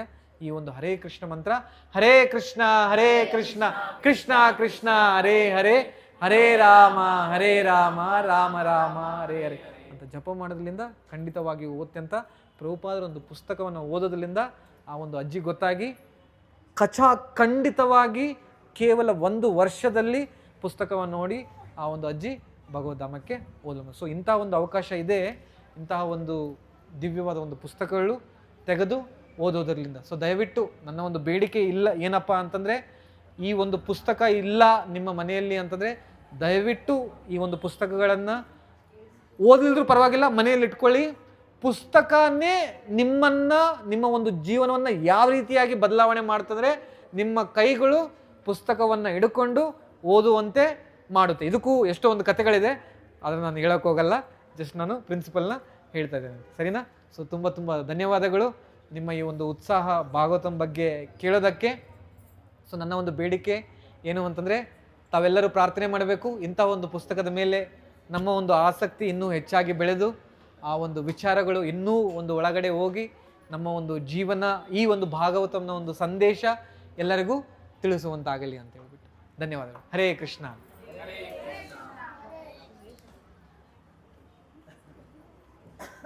Hare Krishna. So almost 1.5 hour ಆಯ್ತು. ಪ್ರಭುಜಿ ಭಾಗವತಂ ಬಗ್ಗೆ ಹೇಳ್ತಾ ಇದ್ರೆ ಎಷ್ಟು ಜನಕ್ಕೆ ಇನ್ನೂ ಕೇಳಬೇಕು ಅಂತ ಅನಿಸ್ತಾ ಇತ್ತು. ಸೊ ಇದೇ ಭಾಗವತದ ಸಾರ್ಥಕತೆ.